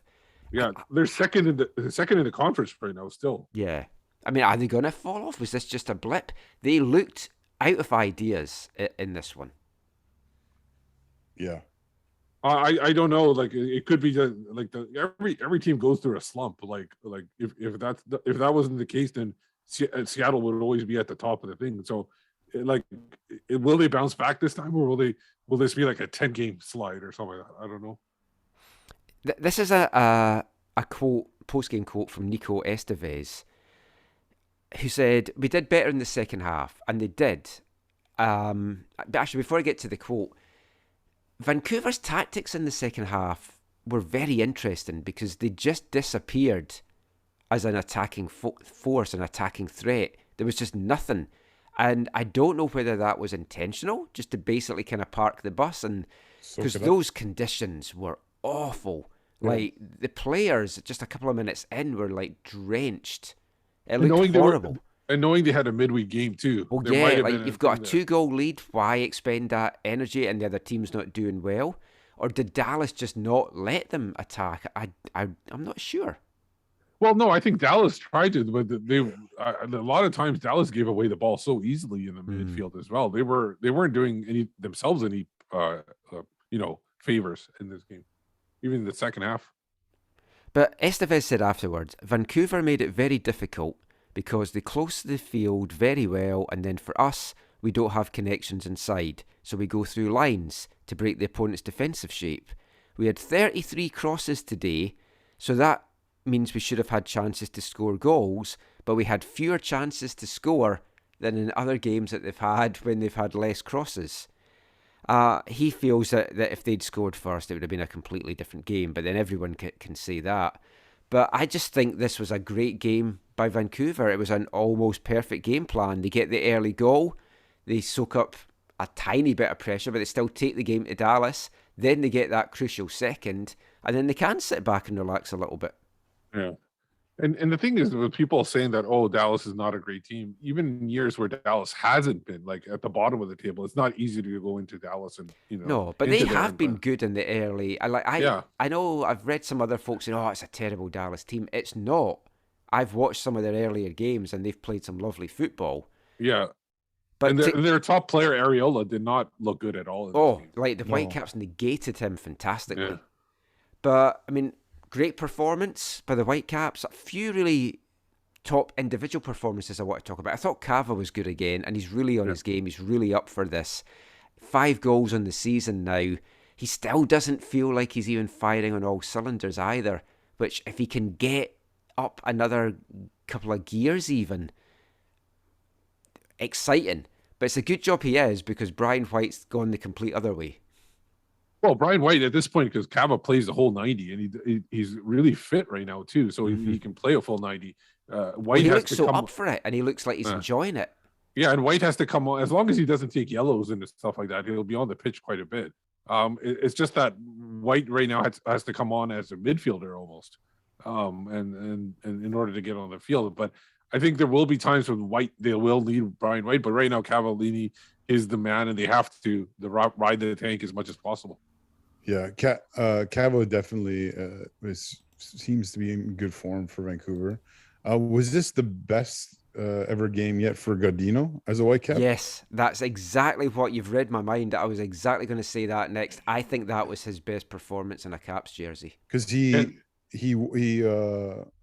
set up Kubas for the shot that hit the post, and he won the free kick for that for Kai Saber's goal, correct? Yeah, but no, not even that though. It's like his defensive play was excellent tonight as well, and he was getting forward so well. Yeah, and he was taking a lot of lumps and everything. He took and it kept going. I agree that he had a good game. I think even though the two guys behind Cavallini, I thought they played decently, like pretty well, like in the role they were. I know Dahomey was pretty quiet, but I thought he moved around really well. And obviously, Kubas, you talked about him before. And their back line, Jermaine Brown coming off international duty and playing in this game, that was a huge, like even if he didn't as long as they kept a clean sheet, so obviously that's a bonus like for them. But he didn't look out of place at all, and considering he played, I think he played a full 90 on Thursday against Mexico, so that was good for them. It kept from what I've heard, like, you guys can correct me, Jake Nowitzki's like gonna still start. Like he was actually held for rest, right? Was that the reason? I think he might have been. He is still recovering from that eye injury because he got because he came on the field though. He was a sub. So yeah. It'd be interesting to see. Like Golden White, I think may be getting held back for Wednesday.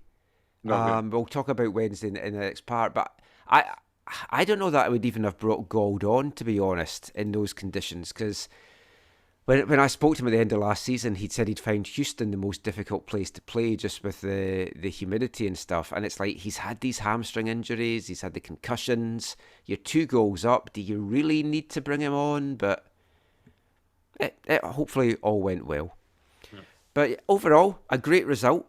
It leaves the Whitecaps at the time of recording this on Saturday night, 8th in MLS West, but tied on points with 7th placed Seattle. So they've really got themselves right back in the playoff picture.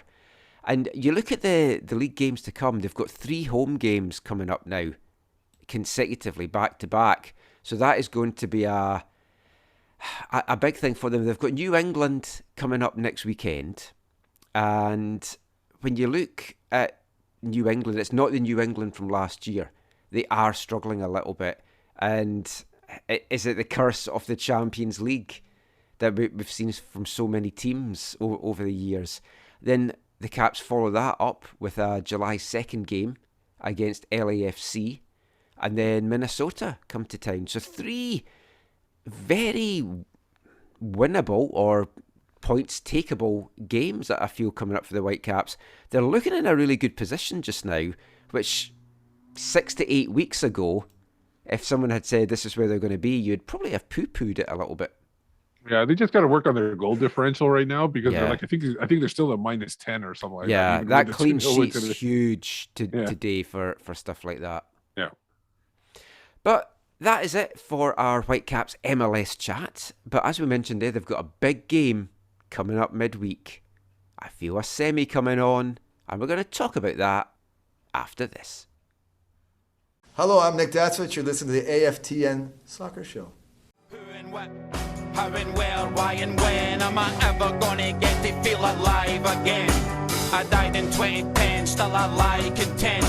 Don't try and set the temp, let me fry the end. Cause I'm a scumbag. Left the street to seek a sanity and systematically destroyed my decency with vanity. Nobody's even mad at me, they call me a legend. That's why I had to sit myself down for an honesty session. I despise me, lies me, all day. Seems to be the Mog way, like the sweet song played. And I'll pretend I'm no a fucking disgrace for 4 minutes, no gimmicks. A formula made to quote lyrics. I wrestled with making this just a list of confessions. There's no coming back for that, so I'll administer discretion. Invisible protection for the innocent, impressionable, guilty, and especially the twits that want attention. The shit I can't mention, I bury it deep. Remain ashamed of every secret that I'm having to keep. Then go and do it all again as if I'm hit and repeat. Just either jail me or kill me, I'm sick of everything cheap.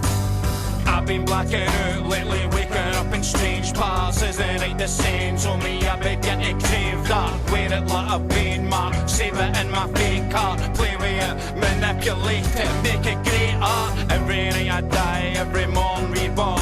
Take a look up to the sky, I don't got me long. Welcome back to the AFTN Soccer Show on CITR Radio 101.9 FM. And kicking off this part all the way from Glasgow, Scotland, Mog, with a single released earlier this year called Love, spelled L-U-V. But that's a brutally honest song about his shortcomings, really heartfelt lyrics about he's a disgrace, he's an embarrassment, he's done all these bad things in his life that he's trying to come to terms with, so it's kind of like a confessional song. Really recommend listening to it. I listened to it and I was like, hope the guy's okay and isn't going to do something, because you really get that vibe from listening to it that he's not in a good place just now.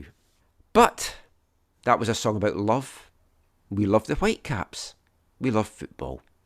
Particularly, we love cups. The Canadian Championship. And there's a semi-final coming up on Wednesday night at BC Place. I really hope the fans get out for this. I'm dubious that they will, because it's another CPL team coming. It's a tournament that folk can't just watch on normal TV, etc., etc. But I really hope they can get some fans out to this, because the Whitecaps are 90 minutes away from getting to a rare Canadian Championship final, and a final that I think they've got a great chance on winning. But I'm getting a little bit ahead of myself here. York United come to BC Place on Wednesday night. It's the return of, he's our captain, Martin Nash. Yes, Nashy coming back to BC Place for the first time since 2019 as assistant coach in the big upset for Cavalry FC. We'll hear a little bit from Martin Nash shortly, where I ask him if he's going to draw an inspiration from that last visit. But an old fan favourite. It's going to be emotional for him, obviously, coming back to take on the Whitecaps. But the Whitecaps are clear favourites in this one. One game away from hosting the final against Montreal or TFC, probably in July. But then, so are York. And this is a massive game for them. And it could mean so much to this club in the respect that they get and what it means in their local community. They've not been in the best recent form. They've gone winless in 6 CPL games. 3 draws in there. But worse than that, they haven't scored in any of those 6 games. So those draws were 0-0 draws. And some of them were horrible, as in this afternoon's game at home to Pacific, which was just a horrible, horrible game of football. They do have threats, Dero's kid being one in particular. Yeah. But the Caps have to be heavy favourites for this one, Zach. Yeah, I mean, absolutely. For York, I guess you hope that they've been saving all their goals for the cup. Also, someone asked him today, do they have the equivalent of a swear jar, which every time you don't have a goal, you put money in the jar, and then when someone scores the goal, you're going to get all the money. And I thought that is actually a fantastic idea. That would be nice. They get to keep Abzi. Abzi's playing. This is his last game, right? As far as I understand, yeah, that was his last home game today, and he said his goodbye. So they're keeping him for this one. He is a big player for them. He's also going to be a big loss for them. Yeah. Yeah, I mean, yeah, Vancouver, I agree with you. Vancouver is heavily favored, and it would be shocking if they didn't get the job done and advance to the final. But it's a cup match, and so this is why we love. So one of the reasons why we love football, because you never know what's going to happen, and you never know how it's 90 minutes, possibly penalties. I mean, Steve, I see this as being a 3-4 goal victory for the Whitecaps. Alternatively, it could also be a horrible game of football, as we've seen several times from York this season already. Yeah, if York plays like just parking the bus and not like trying to just play defensive and not looking to go forward, and I'm assuming that they would probably go for penalties. That would be that right now. Yeah, they would go for that. So I can. There is a potential for it. Now, if Vancouver can break them down early and get a quick goal, that'll put York into a position where they need to score. Yep. And then you could open up the game a little bit. So that it all depends on how quickly they can get that first goal. An early goal for the Whitecaps changes everything. And I would fear for York, I think, if that went in. I'm going to go with 4-0 Whitecaps as my prediction. Big, bold prediction. I'll go 2-0. I guess I'll go right in between and go 3-0 then. The one thing I would say that maybe Steve is maybe more accurate is, against Valor, they scored quite early and they got the second right away, and then totally took their foot off the gas. Yeah, to save their energy or whatever. Yeah, but yeah. But what I'm saying is that the York might have to start playing well, and then that puts Vancouver in a position where they might counterattack. It forces York to open up. Yeah. Maybe not even right away, but if it went to 2, then they have to open up, and then that's when it can get quite scary for them. Exactly. Unless they do take their foot off the the gas again with the New England game in mind. But as we mentioned, Martin Nash coming back to Vancouver. Jumped on the post-game call with him today after that game with Pacific, just asking him a few questions ahead of Wednesday's game. Here's Nashy.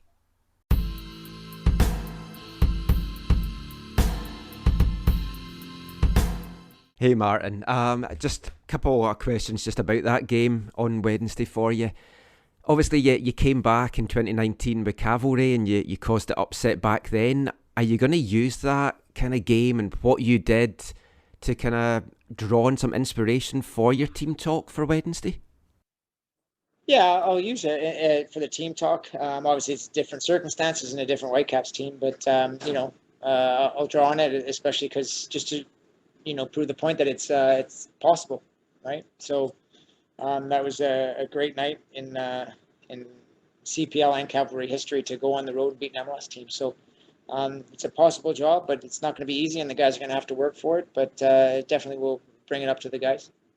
And obviously it's a huge semi-final. You've got a final place on the line. What would it mean to York to have that first appearance in a Canadian Championship game? What do you think that would do for raising the stature of the club in the local community? Yeah, I think it'd be massive. It'd open a lot of eyes, and these players have worked hard for it. I think it'd be great for the club, and it'd be massive for the club in general. Just to get to a final, to a national cup final, would be brilliant. So there's a lot on the line, but we've got some preparation to do before that. What have you made of the Whitecaps from what you've seen of them this season? They've been very up and down, but at home they seem to be a completely different team. Yeah, they have been a little bit up and down. I think they have been really good at home. They've picked up results, and we'll see how they do today. I'll watch the game tonight, but they're a good team at home, so it's not going to be an easy task to go there and try to win. But like I said, this group has a great mentality, and they'll put everything on the line for the result. Thanks, Martin. I'll see you in a couple of days.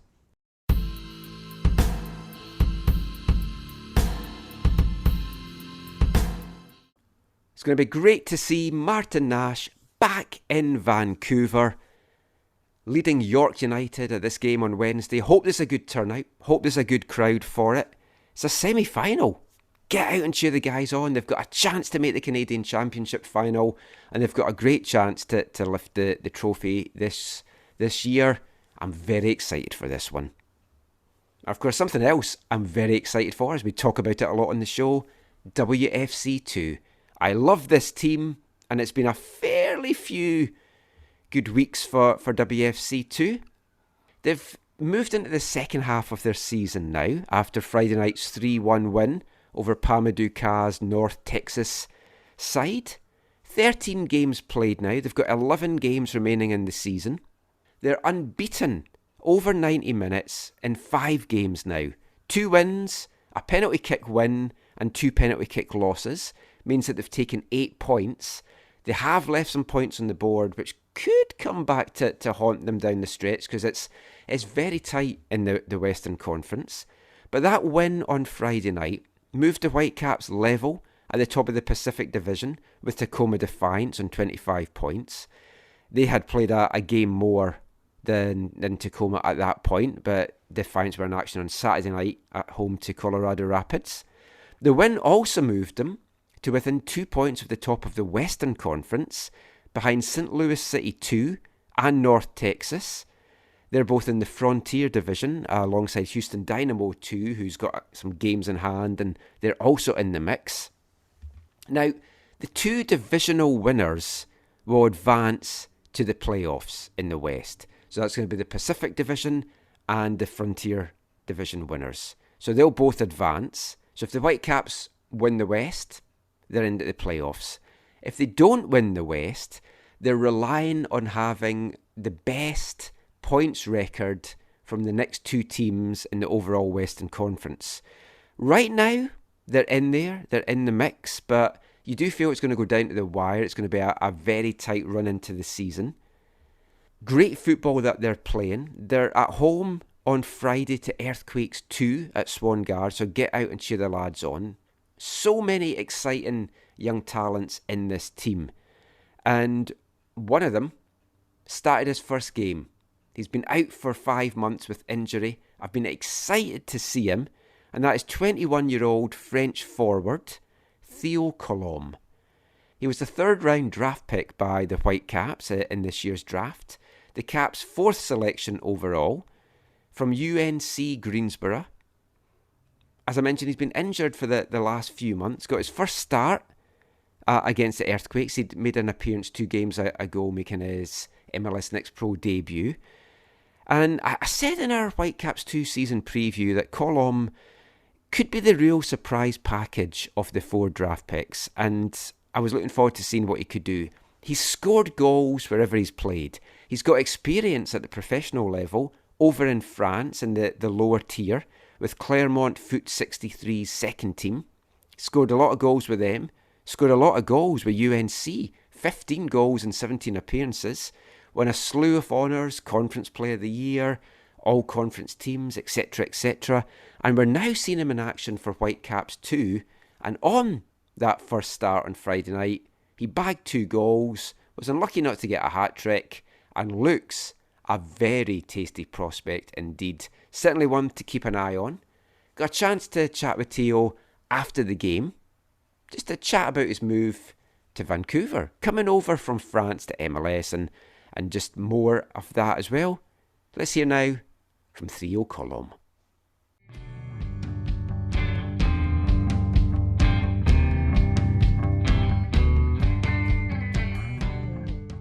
So Theo, your first goals as a Whitecap tonight, how did that feel?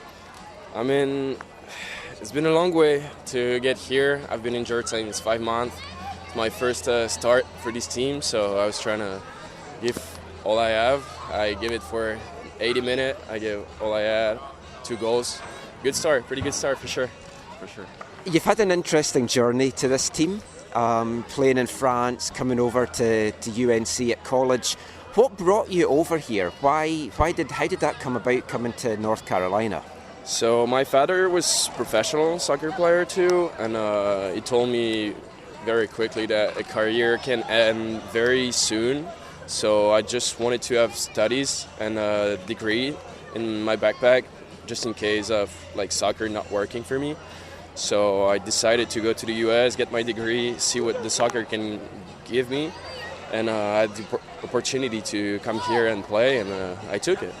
So, like, going into the draft, you were obviously picked by the Whitecaps. What has Vanni Sartini said to you? Does he want to see you at this level just to prove yourself? I mean, I think it's like all the guys here from the draft. They wanna see us evolve in the professional level and see what we can bring to the table, and then if we're able to bring to the first team too. And I think that's what they're waiting for, and that's what we have to give. With this team, it's a young team, and everyone's trying to stand out, as you say. How do you find this level of play compared to what you had in France in this kind of second and third tiers, and from what you found in at college? So in France, I was in a professional level, so I was the second team of a professional Ligue 1 team. So I was used to train with the first team a lot, so the level was very high during training and everything. So I had to get used to at first, because I did the preseason with the first team too, so the level was very high. But in our team, the intensity at every training is very high too, and we get used to, and it just feels good to play in a good environment like that. And just last thing, how have you found Vancouver so far as a city? It's not like this usually in the summer. I'm sure everyone's been telling you this. It's usually nicer. Yeah. But how have you found the city so far? I mean, people are telling me that summer is coming since 2 months now, so I'm still waiting for it. But yeah, I'm getting used to the rain a bit. I can do knee slides at least, so that's the good point of it. Good celebration. Thanks so much, Theo, and good luck with your career. Thank here. you. Thanks. You. Take care. Have a good day.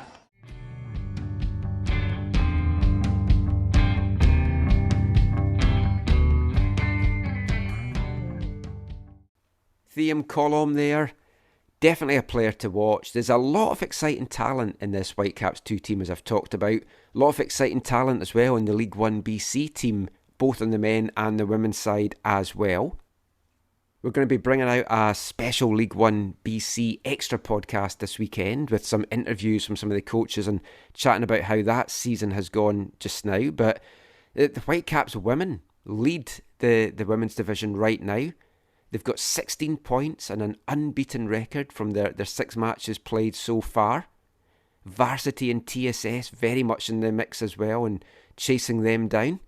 On the men's side, the Whitecaps sitting third in the standings in a real battle to try and make the championship game with Varsity, TSS and Victoria Highlanders. Lot of great young talent on that League One BC side. Really recommend getting out to Kenwood's Field and the other fields to take in the action. You won't be disappointed. But that is it for our Whitecaps chat for the show. It's nearly it for the show, but of course we can't go without bringing you this episode's wavelength. And I'm going back to 1987 for this one, a Welsh punk band called The Abnormal, and this is a song from the Skins and Punks Volume 4 album. This is simply called Football Song.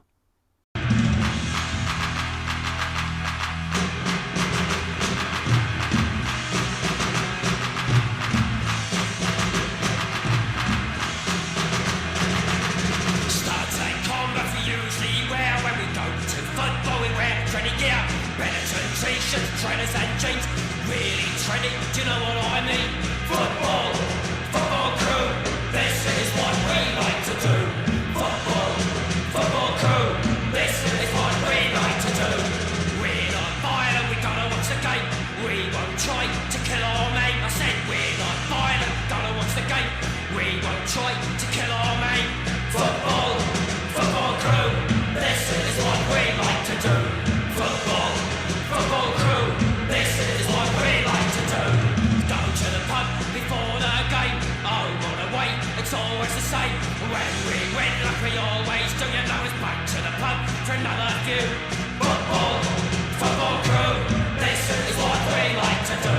Football crew, this is what we like to do. Come on, let's go.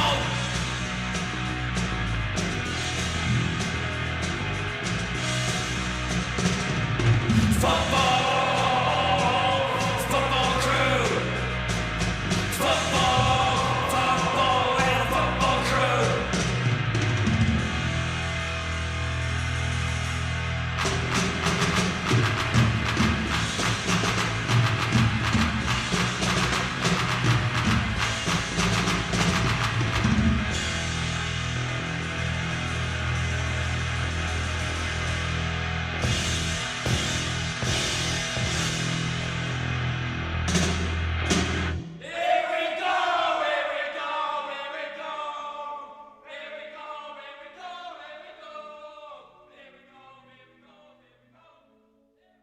Welsh punk band The Abnormal there. Football Song, just talking about their love of going to the game, wearing the nice clothes, the casual life, but not the football hooligan side of it, and just going to enjoy the pre and post match banter and drinks in the pub. It's what it's all about. We all love our football.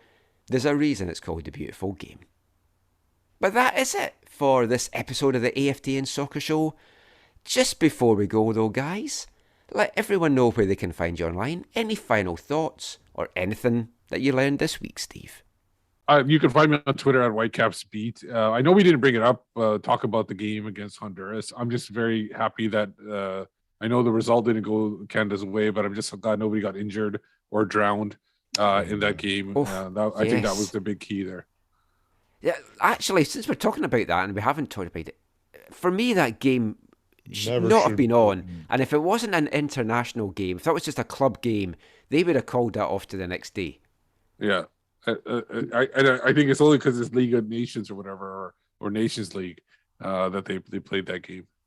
It felt like they were very irresponsible in allowing that game to go ahead because there could be really bad injuries when the ball doesn't move like that. Yeah, the players have to react, and you usually see injuries. It's both sides as well, because there was a moment I think in the second half where Kyoto was in on goal, and you're like, oh, here we go, he's going to finish this one off, and then the ball just stops. Yeah. You would think that Canada definitely doesn't have an advantage in there because they're used to playing on AstroTurf, where even if there is a downpour, the ball won't it's not like grass where it just dies there. It'll still keep moving. So, but like I said, better that nobody got injured, no serious injuries came out of it. They came out unscathed. They can always make up those points in the next round if they need to advance or whatever. So I think it's good to go. You can find me on Twitter at ZacharyAM, occasionally tweeting, but mostly about football. I just want to give a shout out to Jordan Hoytema for her move back to Cascadia, joining OL Reign in the Seattle area. I hope this is a positive thing for her in her career.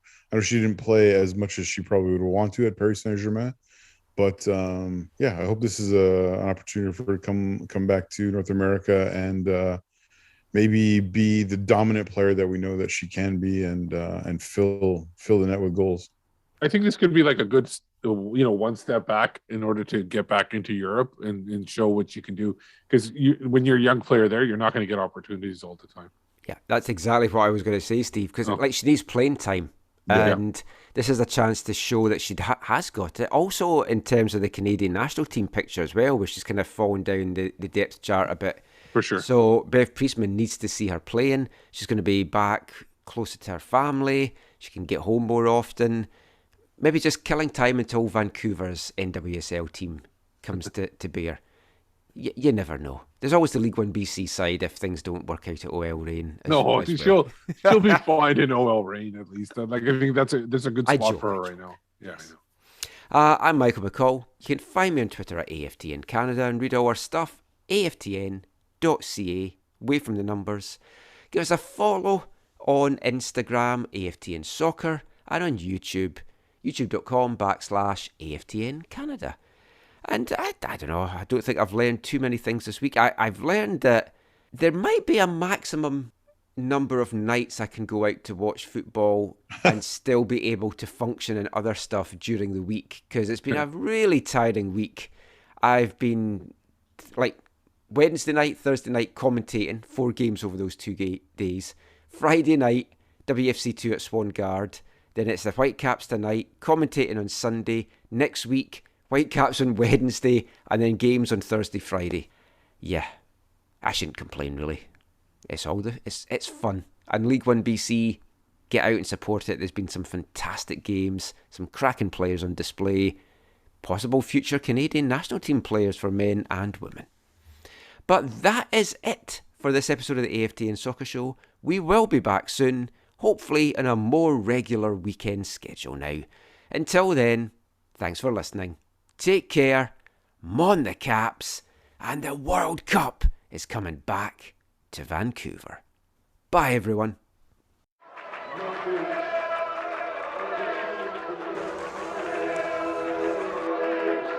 Going to your first match is an experience you never forget. The atmosphere of what's going on around the pitch looks beautiful, and you always look and go, wow, I'd love to play here one day. If you get the bug, it's going to stay with you for life.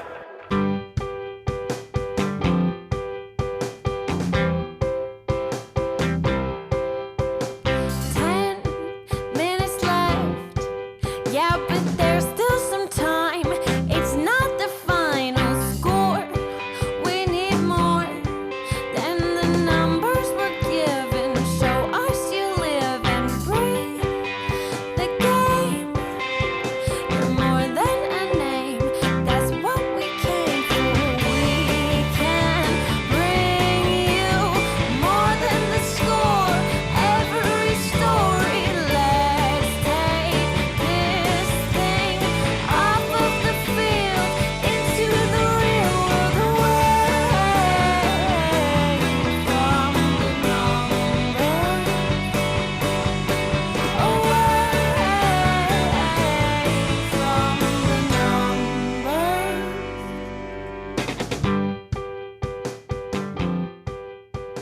AFTN